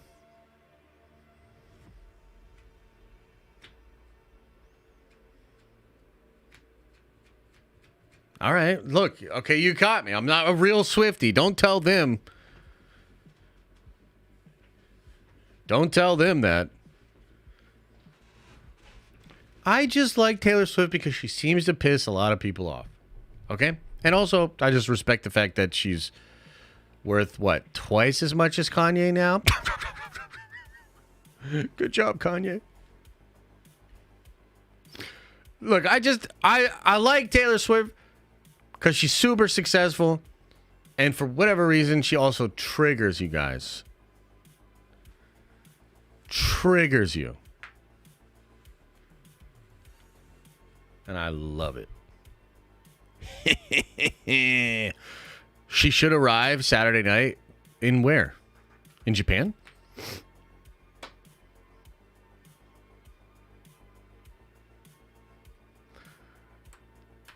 She just needs a little bit more booty for me to like her. Yeah, maybe. I mean, I will say this. A little bit of booty never hurt anybody, you know?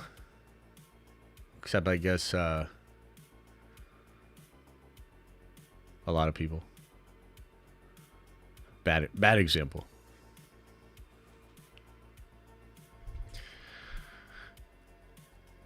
Bro, that's the one you read?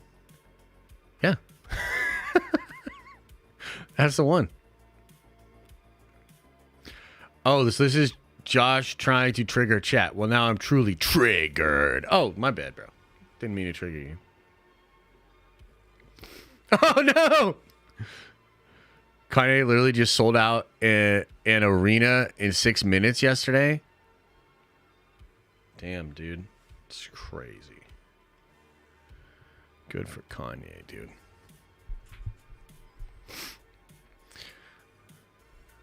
She's lacking cake speaking? Yeah, I suppose. I don't know. I feel like this stream's going in a weird direction. I feel like we entered I feel like we've entered a weird segment of reality. Maybe we should just do Q&A and get the fuck out of here. Beer or cider? It kind of depends on the occasion. Depends on what you're trying to do. I like Kanye because he triggered people. Kanye certainly triggers people. I would argue maybe in just a slightly different way, especially over the past like 18 months. But sure, yeah.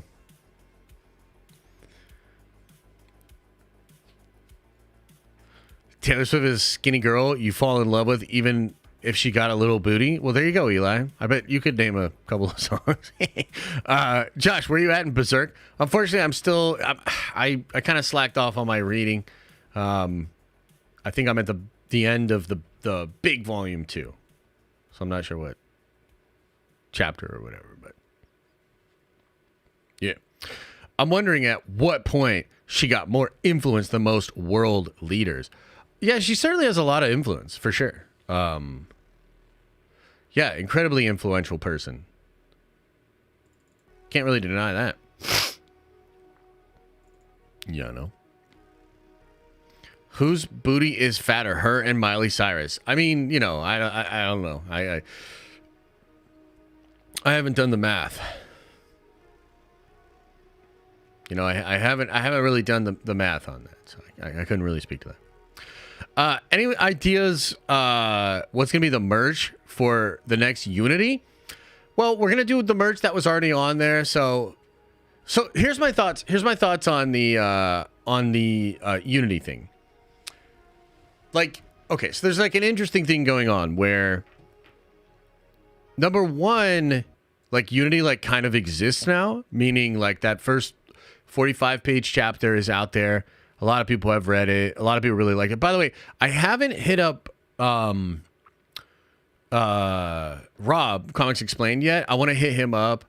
But I did talk to Paul about it. Paul had some really nice things to say about the first chapter of Unity, and I think that's really cool. So here's the thing. Unity kind of exists now. And I think for some people, like now that they can actually like read that first chapter, they know kind of generally what it is and can get a sense of what it's going to be. I tend to believe people will want to support it even more now. And so I think there's going to be some people that did the first Kickstarter that are now like, bro, like now I got to get me some more Unity shit because this was really cool and I'm excited for where it's going to go. I also think there might have been some people that like until they see more of it, they can't really support the book. I also, you know, it's weird because, you know, we charged, I think it was $30, right? $30, 15 shipping. Pretty steep, especially for only a 100-page book, right? Well, now the book is definitely going to be like 150 pages kind of minimum, probably a little bit more than that. God, I hope I can keep it under like 160. I really don't want it to be like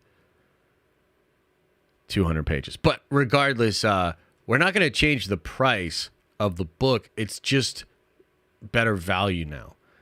So I think, I just think there's like, you know, if maybe you were sort of skeptical at first or you just didn't pull the trigger, I think the incentives are even greater now. So yeah, I'm trying to sort that out, man. I want to put some new stuff in there. I don't want to get too crazy with it though. I think the shirts that we already have are cool. Maybe we'll do some sweatpants. I'd love to get that statue in there, but I just don't think the sculptor is going to be done in time. And I think generally there's going to be a lot of people that are just excited to support or support more or, you know, that kind of stuff. So we'll get it going. How long will the Unity Kickstarter be up? I am looking to get one, but I need to get paid. I believe we'll go 30 days again. Yeah, I think we'll probably go 30 days. Yeah. Trinity said that size is perfect because the bigger issues hurt. I don't know what that means. Wait, what? God damn it.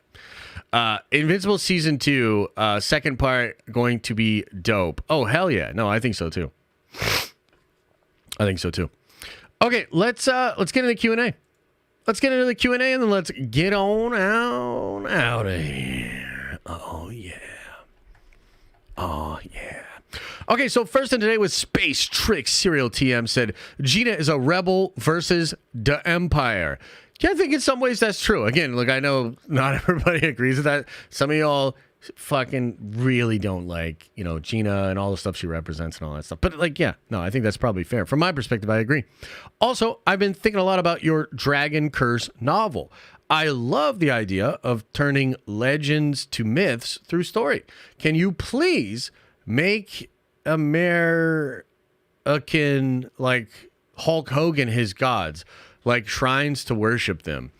That's a really fun idea. I've been playing around with one of the things I've been kind of thinking about with the book specifically, which, by the way, let me show you. I got the final inked version of the concept art for the main character. And here, I'll pull that up and show you. So I think it's pretty cool. Boom. There it is. The inked version of Yan. And I also do want him, when he's on fire, I'm going to tell the actual like manga artist to like make him actually completely encased in flames. Which may take some time to like figure out. But one of the things I've been thinking about was what action hero will Yan be sort of most influenced by? And I think he might like a certain hero or a certain character. Like maybe It's John McClane. I think it would be super fun if he modeled a lot of his behavior and maybe even said some of the name, like said some of the lines of like John McClane when he's, doing his thing. So yeah, I've thought about that. That could be fun though. Like have like a wrestler, an old wrestler that he thinks was actually like a giant. Like maybe he thought that like Andre the Giant was an actual giant. Bruce Lee. Yeah, Bruce Lee's a good one. Yeah. All right. Thanks, brother. Appreciate the support. Cool Bear 101 upgraded to a Nerdventure Prime. You know what? I got to do a Prime stream. We missed the one in January. That's on me. I've got a lot to share with you guys as far as business, and I've got some really interesting thoughts. We can't do it this week because of the Super Bowl, but let's try to do it next week. And we'll do like a big Prime stream where I'm breaking down a ton of ideas, man. A ton of ideas. We did miss last night. We're making up last night tomorrow night. So we'll go tomorrow at 7. We're going to watch the George Lucas documentary. Last night, like Liam had a tough day and like I've been working a lot. I've been in this room a lot. Comics, YouTube, other channels, some other stuff. So it was one of those days where like family going through it, and I just had to kind of push the stream back and be dad and be husband and just kind of chill. So it happens, man. But we'll be back on track tomorrow. Everyday non-expert says, Josh, if you watched my FOC video, you could have guaranteed those Ultimate Spider-Man #1s. Usually pre-FOC is required. What does that mean? Can you send me a link on Discord, man, or on Twitter to what you're talking about? Because I don't know. I don't know what that means, bro. But I'm hoping I don't think the car people have called me back yet. Let's check. Nope. Mechanics haven't called me back yet. I really don't want to Uber to the comic shop, so I might just call them later and just be like, hey, I'll come in and pick those up tomorrow. So, I don't know. We'll see. Hoping I really... If I got 5 copies of Ultimate Black Panther #1, whew, that's amazing. Is that what that means? Final cutoff? Final order cutoff? Okay. Chillin says, she was fired or expired contract, not renewed. No, I think she was fired. I'm pretty sure she was fired. Not really sure. Sajid says, they have a case because Disney only cracked down on conservatives while allowing lib actors like Pedro to say inflammatory stuff with no repercussions. Yeah, and I think some of that's just provably true. It really does seem that way. And also, like, I don't know, man. Maybe you guys can't agree, or maybe some of you guys can't agree with this, but I think it's pretty obvious that there's discrimination for being conservative. And I think that, like, even just objectively speaking, like, you can see examples where being deemed conservative is like something akin to like alt-right or like really, really bad.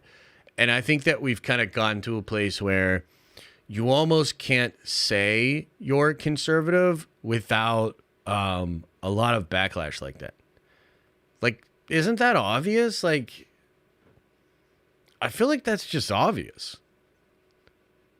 You know what I mean?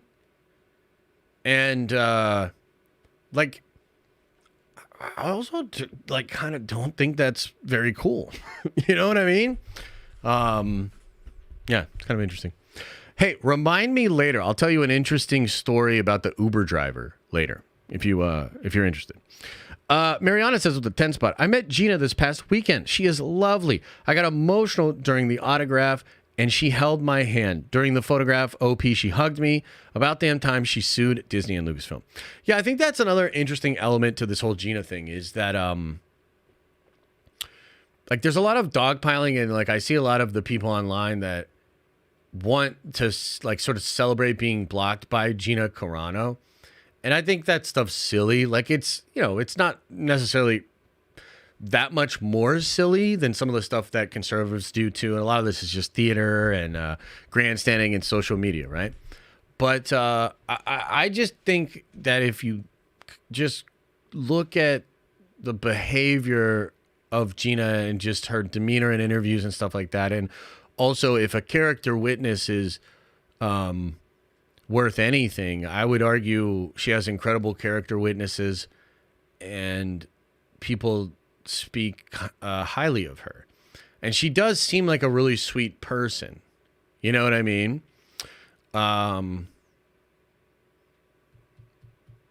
Yeah, I guess I don't quite understand like how a person just hates a person like that, who I do think just kind of seems fucking nice.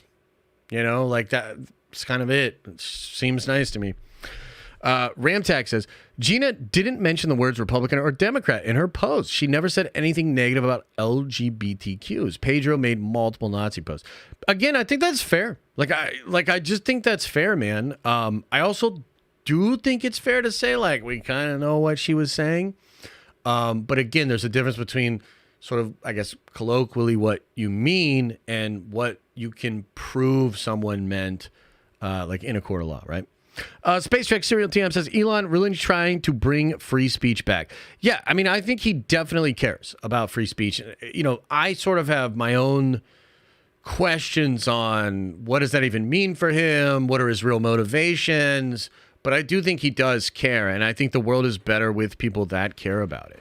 I don't fucking even like Elon, to be honest. Like, I know a lot of you guys really like Elon. I kind of don't. You know, I don't know. I don't really know how to feel about him. I guess I would say I just don't agree that the persona that a lot of his fans have of him, I just don't think that's accurate. And it's a little bit of like the Stan Lee thing. Like, real talk, it's a little bit like that, where the persona of Elon is not really the full picture. But I mean, he obviously cares about free speech. You know what I mean? And I think that's good. Like, again, like, you might not love the way that he sort of tries to help that situation, but I think just objectively speaking, like, free speech good. Right? Like, am I crazy? I don't know. I thought free speech good.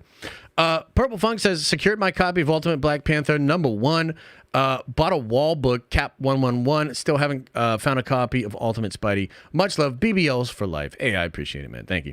Chillin says, if she violated contract terms, she loses. Not necessarily. If they choose to not renew an expired contract, she loses. She has a steep uphill battle. Nerd Vengers for life, take my money. I don't know about that, man. I mean, I think it really just depends. There are a lot of factors here. Court cases are weird, and there's a lot of factors involved. But I don't think violating a contract is just like the end-all, be-all of the thing, especially depending on the language of the contract. The sort of... Because basically, like, you'd have to show that the contract was pretty clear and explicit, and that the thing that broke it also very clearly and explicitly broke the contract. You know, that's my impression of what that battle would be like legally would be something like that.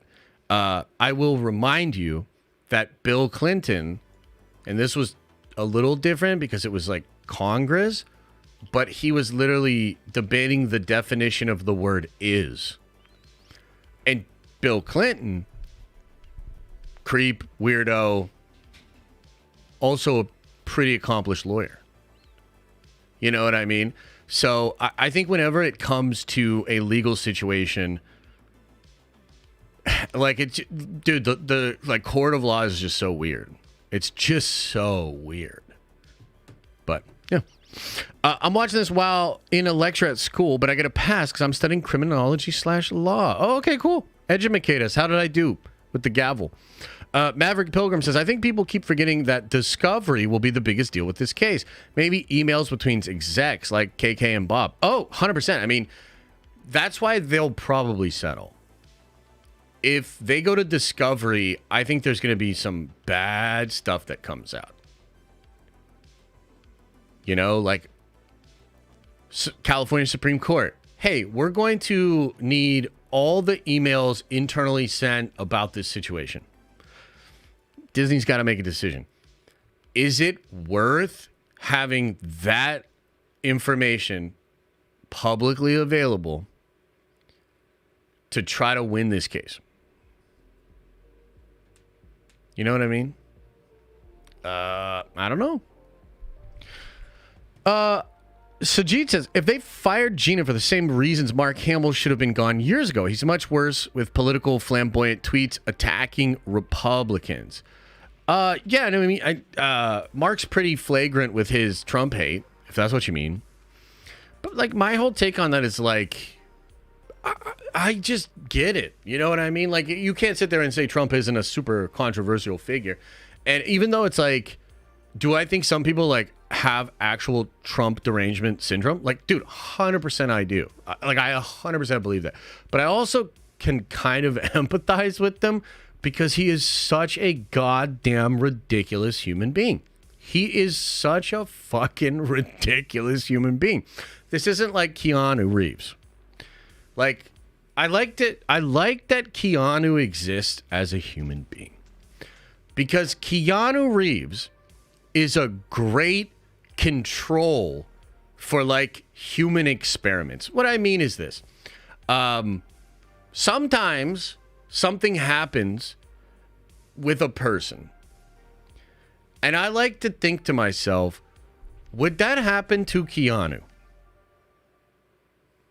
Like, meaning, would there be a large group of people that were so triggered by Keanu Reeves? No, I don't think so. Do you think there would be a long list of women that would accuse Keanu Reeves of bad things? I don't think so. Do you think that there's a large group of ex-business partners that would say fucked up things about Keanu? I don't think so. And I think that, like, Keanu is this great example of, like, an earned reputation, a lack of controversy that is quite reflective of just a good dude. You know?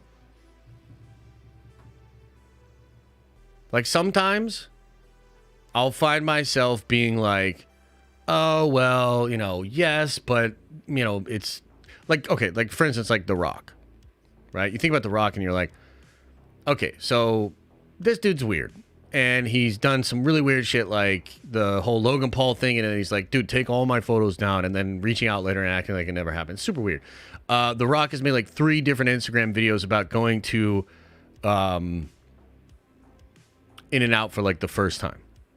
There are people that say The Rock used to be a super big asshole. You know, there are people that accuse The Rock of being like really ridiculous and ruthless in his business dealings and all these sort of things. And sometimes I'm like, man, like, maybe some of this stuff is unwarranted. Maybe The Rock gets a bad rap. And then I think, would that happen to Keanu? No. So all I mean is that, like, this idea that your reputation is completely separate from your actions and how you live your life is not true. Okay? Doesn't necessarily mean people are super guilty. It just means, like, if you think about a person like Keanu Reeves, you get a sense that none of that shit would be coming out about Keanu.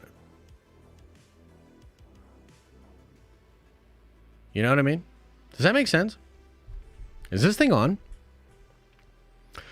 Okay, blah, blah, blah, blah, blah. Writing Quest says, I agree with you. She probably already won public opinion. As for Disney, I don't think they come out of this looking good, even if she loses the case. Yeah, that's kind of what I mean. Is like, I think they're in a box. I don't think they have a good option. You know? Space Trick Serial TM says, Gina did the worst thing anyone could have done over the past 4 years. Say something that wasn't 100% left-leaning. if you're not Dempire, you are punished. Yeah, I mean, I understand the energy behind that. I understand. Aaliyah says, if they're going to see... Sorry, they're going to see if it will be thrown out of court first. If not, then they will settle. Yeah, I think that's probably fair. Overbound says, if Gina gets Star Wars back, will she make George's sequel? Yeah, I think that's why she's suing Elon Musk, right? Totally. Chillin says, the First Amendment only keeps the government from arresting you for complaining about them. That's it. The rest is handled by society at large. Yeah. Yeah, I would say so. But I think where Disney screwed up was they said she made these comments and they said they were abhorrent. They said they were discriminating. And I just don't think you can prove that they were. I think you can prove that they were maybe conservative ideas or like red pill ideas, or let's just call it not the mainstream opinion. Right? I think you can prove that. I don't think you can prove that she made, you know, racist, discriminatory, hateful, even political comments. And the problem for Disney is that they said that. In my opinion, that's like the big thing. If they hadn't made that tweet, I'm not sure that they have a case. But I think that tweet and the seeming hypocrisy with like a very similar situation with Pedro, I think that's enough to get a court to look at it a little bit more closely. Because, like, I don't think it's outside of the realm of possibilities that they literally did discriminate her because she's, you know, has wrongthink. You know? Cuzcon says, give the people what they want. Put Gina and KK in the octagon. Winner takes the case. Whew, yeah, I mean, I guess, man. I don't know. I wouldn't trust that. I feel like KK, you know, I feel like she's got some dark secrets. Maybe some hidden kung fu knowledge or something. Xander Will says, Disney can fire whoever they want whenever. I guess we'll see. Colton says, did you see someone died on the Wonder Man set? Yeah, I saw it. I mean, I think I addressed it in a question, but it's not something I really want to, like, talk about or report about. I mean, it just sucks. It's just unfortunate. John, welcome back to the Nerd Avengers. Zender Will says, Carson Teva is the worst non-Star Wars feeling character ever. Really? I kind of like him, dude. You're talking about the Asian pilot dude, right? I kind of like that guy. Just finished Ultimate Black Panther. Is it pretty good? Just say cancel the show. I mean, I've been saying they should cancel those shows for a long time. So, yeah. Apparently they're completely changing Wonder Man. So, like, I don't know, bro. Like, yeah, cancel that shit, I guess. Callisto says, hi, Josh, and thanks for the 20 spot. That's very nice. Says, if you haven't seen Alex Honnold's latest adventure, Arctic Ascent, I highly recommend it. All 3 episodes are great, and especially interesting since he's a dad now. Much love.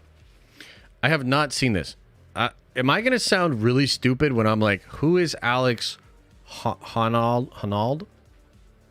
Am I going to sound really stupid if I ask that? Who is this? Who are we talking about here? Teva kills all immersion in the Star Wars universe? What? I don't think so. He's a pro climber. Rock climbing Daredevil. Ooh, okay. He climbed El Capitan. Free solo. Damn. Okay. Teva is great. Yeah, I don't really know too much about him. That's cool, though. Maybe I'll check it out. Appreciate the 20. I don't like the brighter red on the new suit, says Rosie. Well, just turn the saturation down on your TV and stop bugging me about it. H. Chris says, new Rocket League Mandalorian quest. Let's get some Twitch gaming in.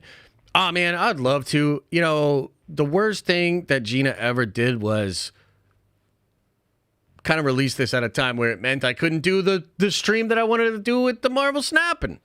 I was going to Marvel Snap all day. New season, and I'm trying to get to Infinite and all that, and then Gina just had to screw that up for me. You know what I mean? Wilson Bethel needs to be cast as Luke Skywalker. Is that the... Wait, who's Wilson Bethel? Is that the Bullseye guy? Is that the Bullseye guy? Chase Floyd says, 34 months of giving you my money. Cheers to that, Josh. Hey, thanks, Chase. Seriously, I appreciate that. That's a lot of support, man. Thank you so much. Night Haunter says, finally caught a morning stream. Home from work. Twisted my ankle. Keep up the great content. Aw, man. Oof, twisted an ankle can be tough, man. Keep it elevated. Keep a lot of ice going on. You'll bounce back. You'll be all right. Rosie says, you should do a tier list for your favorite T Swift songs. Dude, totally.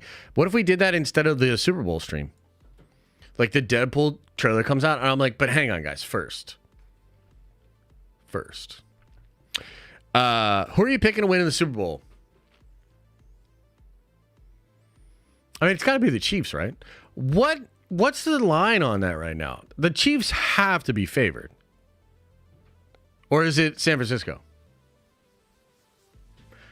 Thanks to Gina, we didn't have to see any L's today. I'm grateful for that. Hell no, bro. Dude, I'm so fire right now on Snap. You can't believe it, dude. I was just I'm tearing it up. My current deck's unbeatable. I'm the best. They weren't yesterday. The 49ers are favored? Why? Watch commercials, and then the game will start back up on some T-Swift videos. Oh, hell yeah. Okay, when are you going to talk about Uncle George? And loving the fact that you brought up the classic background. Hey, thanks, man. Yeah, I felt better about the light in the room without the green screen. And I kind of want to just be a little bit more casual with shit. I also think YouTube's actually going in a more casual direction, which is interesting. And we'll talk about this in the next Prime stream. But I got some plans for what I want to do with YouTube and the YouTube channels. And yeah, got some plans, man. Got some plans, man. Okay, emojis. Oh, we're going to talk about Uncle George tomorrow night. We're going to start. Oh, Emojo says, we need a Unity uniform tee so that we can flash mob cons and whatnot. Give me that official merch. Unity! Yeah, for sure. I definitely want to do that. There's a little bit of like, look, the most important thing for me is like getting the book done.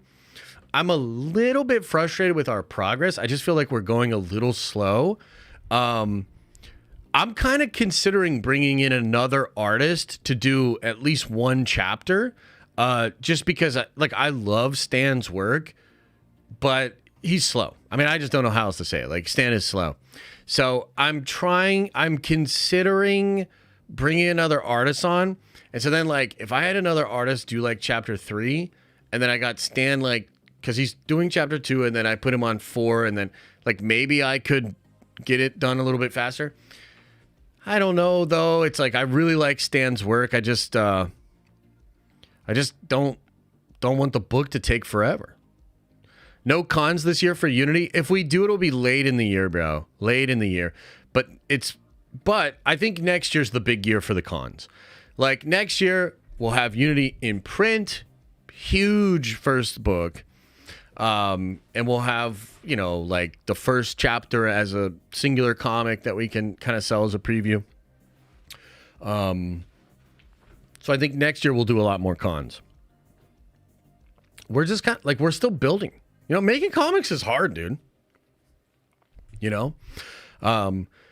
Making that first 45-page chapter, that was an insane amount of work. Years of work.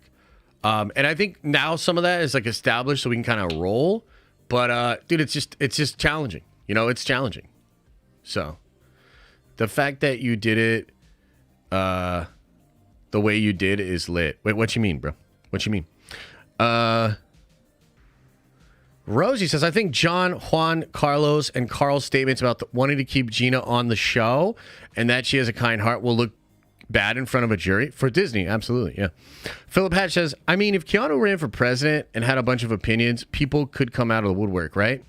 That's the point is, like, I don't think so.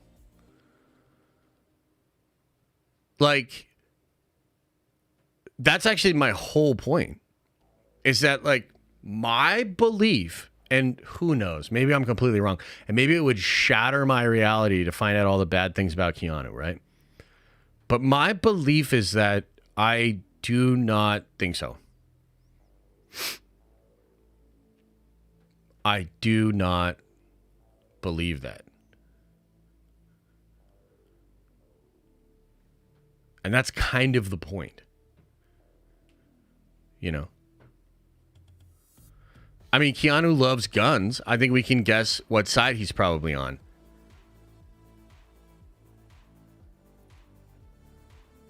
You think so? What do you think? So you think because he likes guns and he played John Wick, he's a Republican? That's basically what you're asserting?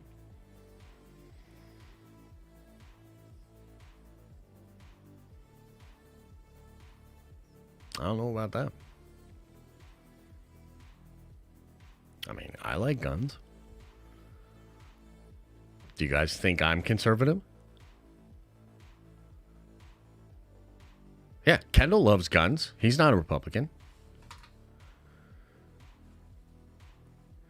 The streamer Destiny, he likes guns.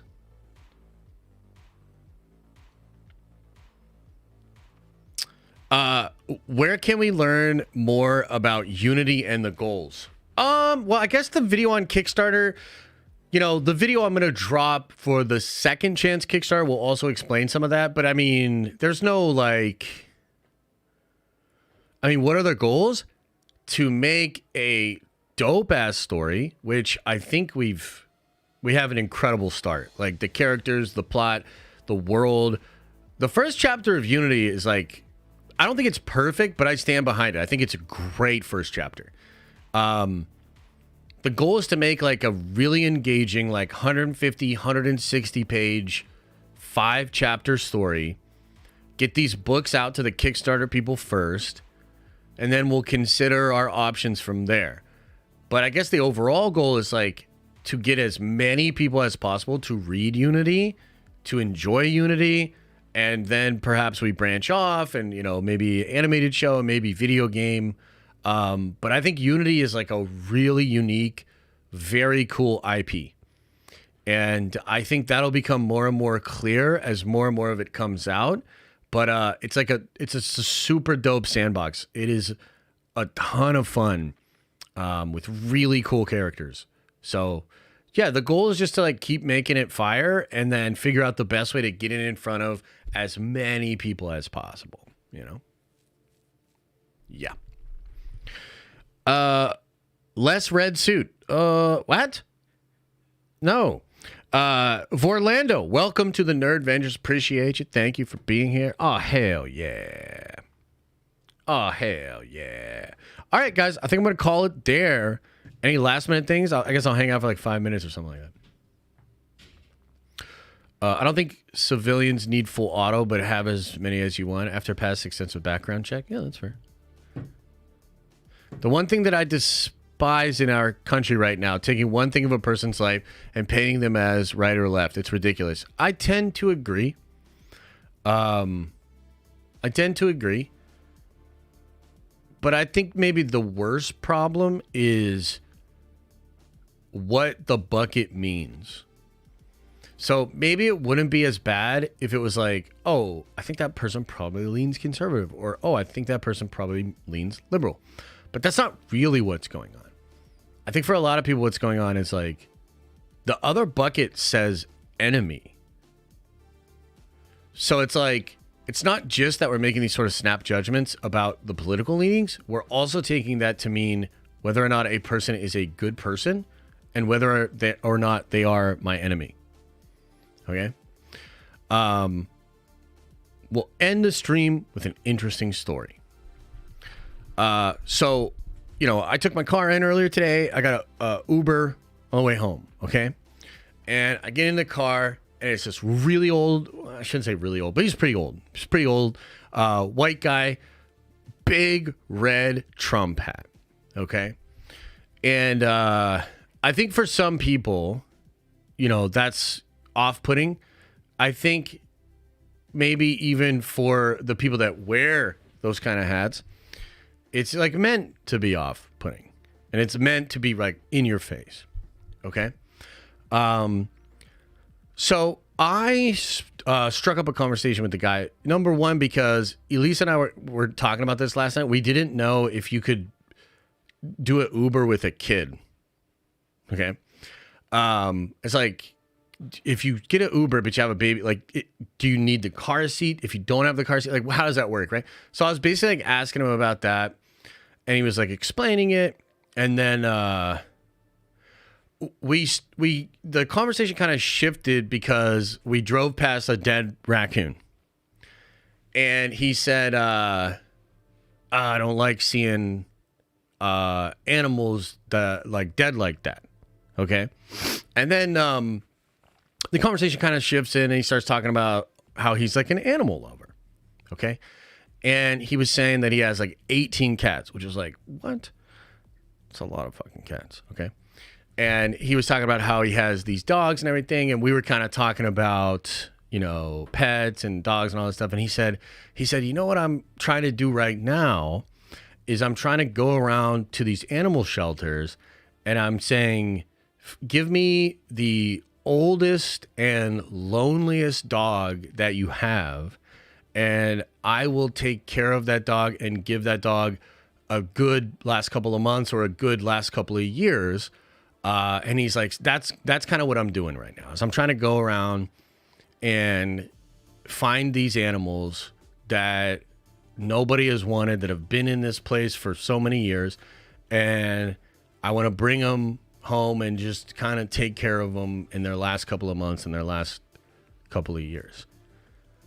And I felt like that was so sweet, you know? And we kind of talked about that a little bit. It got me thinking. I thought it was really interesting. We ended up having a really good conversation all the way home. We didn't talk about politics. We didn't talk about his hat. We didn't talk about Trump. But I got out of that Uber feeling pretty good.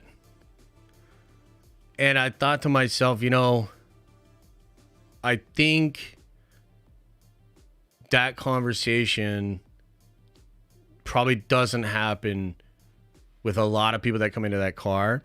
And I think a lot of people might not be able to understand that beyond some of the differences we have are maybe admirable qualities, maybe shared belief systems, maybe shared desires. And I think there's a lot more that we have in common than we have, like, not in common or as a division, right? And I just thought it was kind of interesting that happened on the day when we're going to talk about Gina, and there's all this like political, and everybody's all upset, and I understand that, you know, the election's going to have everybody up in a tizzy, and it's all going to get crazy, but I really don't think it has to be. And I think I'm a little bit hopeful. I actually think some of that is fading away. And I think we might be surprised at like how things go towards the end of the year and how things go moving into next year. And I mean, maybe not. Maybe I'm completely wrong. But in my own life and in my own reality, it's just that division doesn't really exist. And I try to see people as people, you know? So I think that's pretty cool. And I think that you might be surprised at how human people are if you just kind of talk to them. You know what I mean? Like, it's a wild idea. Just talk to them. You know? So, Anyway, just thought I'd share that. It was cool. It was fun.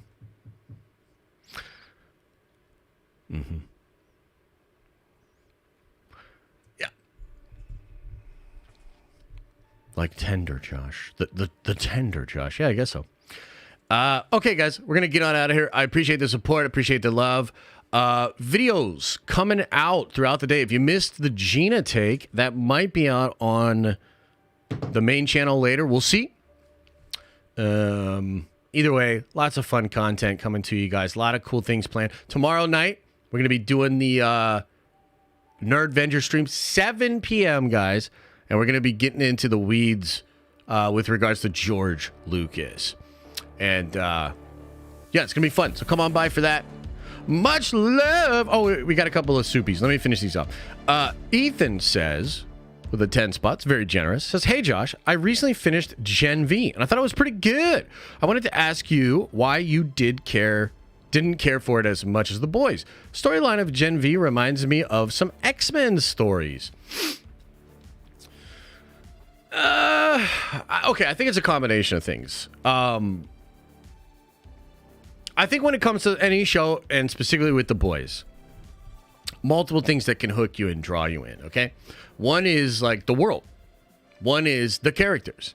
And then one would be, like, I guess the general, like, what am I getting out of this? Like, the value, right? To me, my enjoyment of the boys is pretty directly tied to Homelander and Butcher. Without them, the world of the boys is just not interesting enough to me. And I thought the characters in Gen V were okay. And I think it does a lot of the, like, super over the top, super grotesque, like, shock value stuff. And that's not even, I don't even enjoy that. Like, that's not even why I enjoy the boys. I mean, some of that stuff is used really brilliantly to, like, build tension. Some of it's just there to make you go talk about it on Twitter. So, yeah, Gen V is just a miss for me. But I'm still excited for the boys. Like, I'm still going to check out this next season of the boys. I actually think the next season of the boys has potential to be brilliant and maybe some of their best stuff yet. So, yeah, that's kind of the explanation. You think DD knew his suit was yellow in She-Hulk? That's a good one. That's a good one. Yeah, maybe. Maybe that yellow mustard has a smell or something. I don't know. We'll see. All right, chat. I appreciate you guys. Thank you so much for the love, the support. And we'll see you again tomorrow night if you're a member. And we'll see you on Friday for a big old stream. And then Sunday, 6 p.m., the Taylor Swift stream begins. Appreciate you guys. As I always say, I hope you're having an awesome and a nerdy day. And I'll see you in the next video.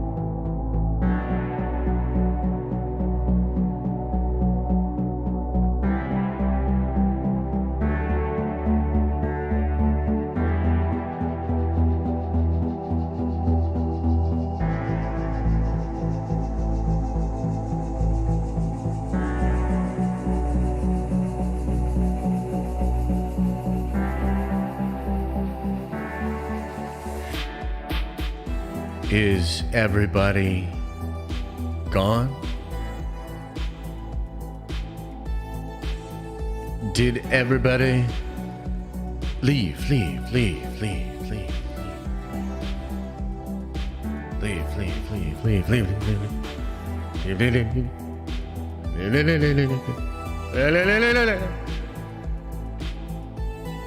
Bro, I'm gonna be pretty pissed if that comic shop screwed up my order. I mean, I kind of get it, just, you know, like, I get it, you know, whatever, blah, blah, blah, blah. But honestly, bro, like, that would be too... And here's the other thing, too. I didn't want to say this. It's the only comic shop in town. And I'm just like, bro. Oh, my God. Because part of me is like, you know, and I've said this before, Elise and I want to open up a comic book shop within the next couple of years in town. So just know we're going to handle shit a little differently around here. You know, we're going to, like, you know, call the customer if we have a question. Especially if it's a customer signing up for something for the first time.